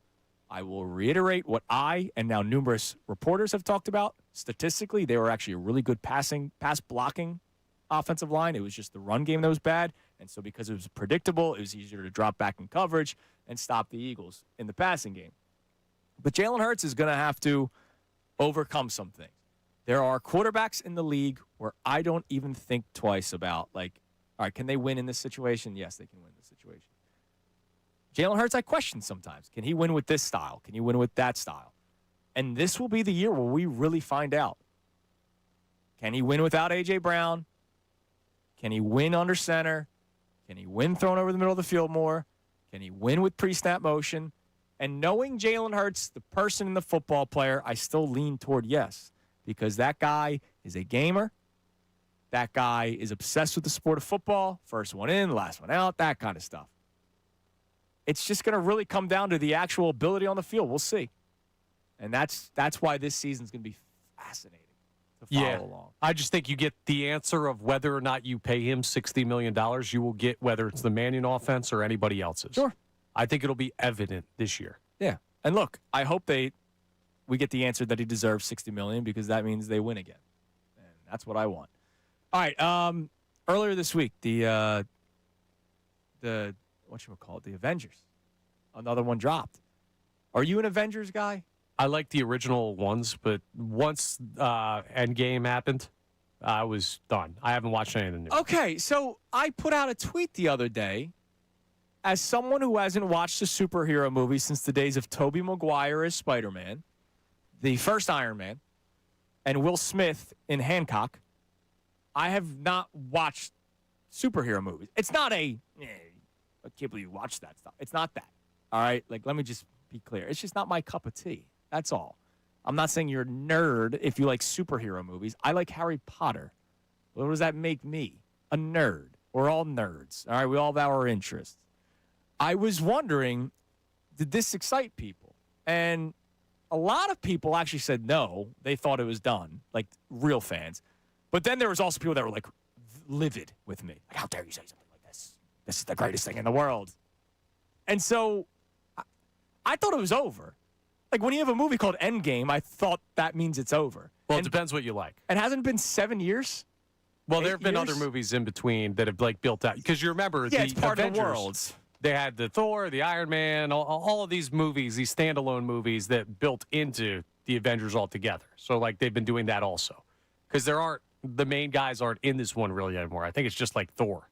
It's just the only one that carries over. Well, you got the Fantastic Four, right? Right, but they weren't in the first Avengers, okay. John. So I think what you're seeing is the people who are like, yeah, I'm not really into this, are the ones who are the movie fans. And the people who are like, how dare you, are the comic book fans. Who know all the lore, who have seen all this in writing, who have been fans long before the movie. Yeah, somebody did say if you've watched, you knew that Endgame wasn't the end. And I was like, all right, I didn't watch. I've never seen Endgame. I've never seen a single Avengers movie. Yeah, dude, you need to watch. I don't need to watch anything. I mean, it's one of the highest earning movies of all time. You're telling me that. And I watch, like, the historically great movies that people talk about, and people go, I've never seen that. You know, it's not my thing. I kind of know what I'm getting. I'm getting a storyline and fighting. Like, I know what I'm getting in a lot of these movies, and that just doesn't interest me at all. I was wondering, I didn't know if people were excited. And a lot of people are. A lot of people aren't. And I find it really weird that Robert Downey Jr. could be a good guy in one and a bad guy in another. Yeah, that's what's interesting. I have a really hard time thinking that that's a good idea. The guy literally was Iron Man.